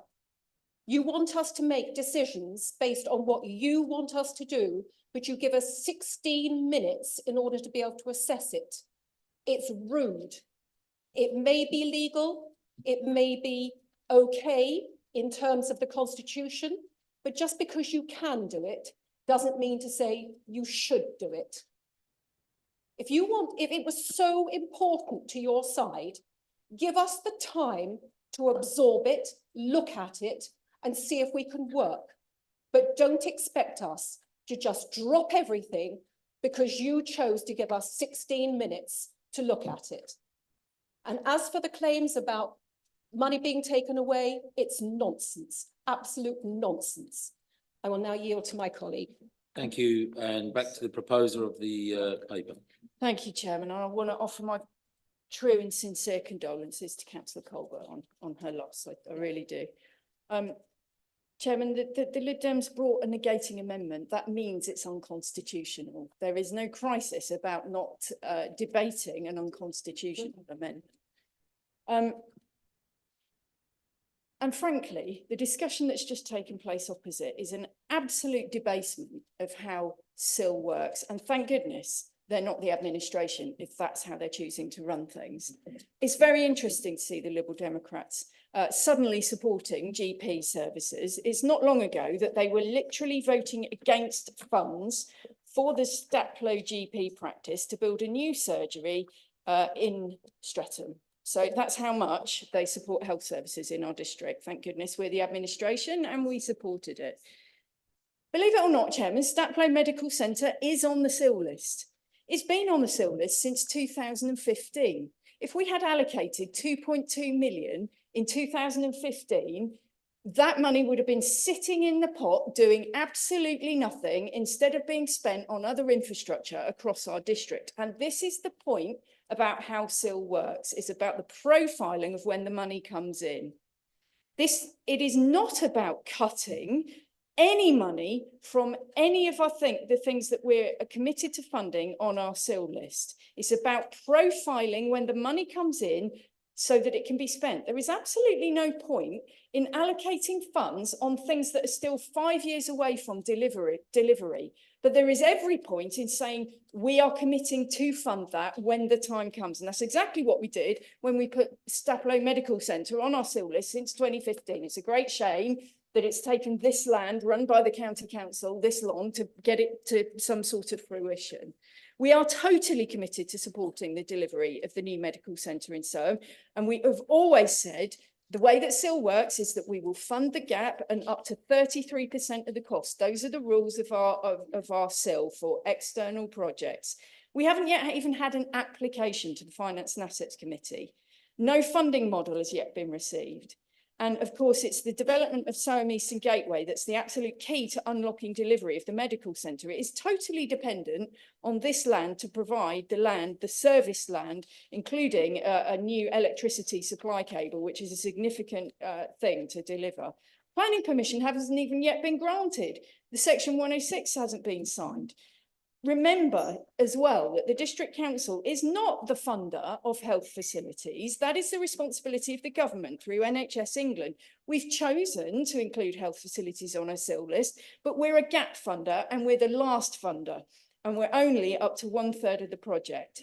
And there is significant funds already in the pot. So the issue with Staplow is not about how much we will contribute, but when is the money needed? And when it comes, does the ask reflect that we're a gap funder of no more than 1/3? And I know that Staplow wants assurance on this, but they need to understand that, that SIL is a gap funding mechanism and we are last in the chain and we need to receive their funding model and their request, and then we can put it forward for funding, which we will do. And just remember, it's got significant hoops still to jump through. It's got Section 106, planning permission's got to be issued. There's potential judicial review standstill period. There's reserve matters application. Conditions have to be discharged. This land has got to show that it's bringing to fruition the delivery of the service land. And this land is going to want to see clear path to delivery of the housing and whether it's capable of selling its parcels of lands before it starts putting in expensive power cables, etc. This is not an either or. It is absolutely a misunderstanding of how SIL works to pitch their pet projects that apparently seem to have come out of nowhere against the bereavement centre. That is absolutely not how this works at all. And remember that there may well be another health provider who comes forward more quickly than Staplow that wants support. And if it does, we should be in a position to consider supporting that health provider to get health facilities out into our district as quickly as possible, because Councillor Kane complains regularly about the lack of ability to see a GP. And if we tie up funds now to projects that are not yet coming forwards, we're literally denying funds to other facilities like Accessible Play, for example. And I cannot believe that the members of the Liberal Democrat group are about to vote against creating a new SIL pot for Accessible Play, which will have money in it very, very quickly, and we'll fill up very quickly when we haven't even completed If you can wrap up now, the please, work, councillor the Bailey. work to survey the area yet. Okay, thank you.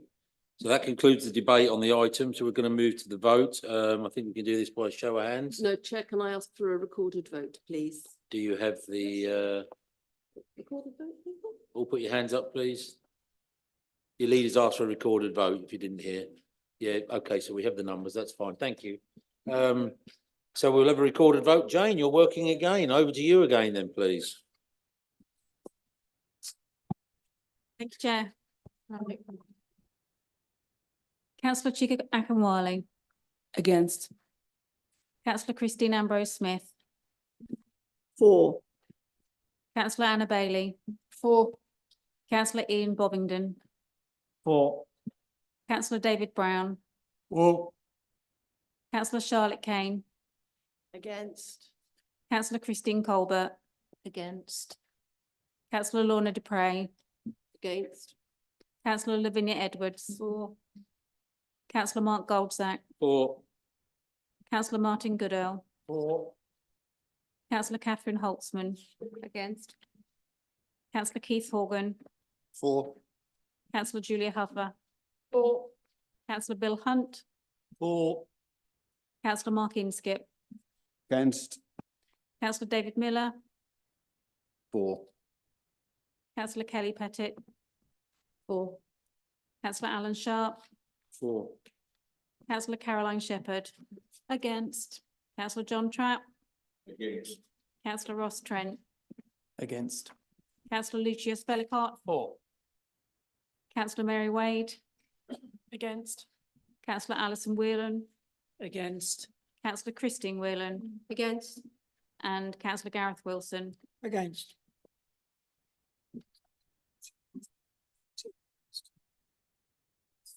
Carried.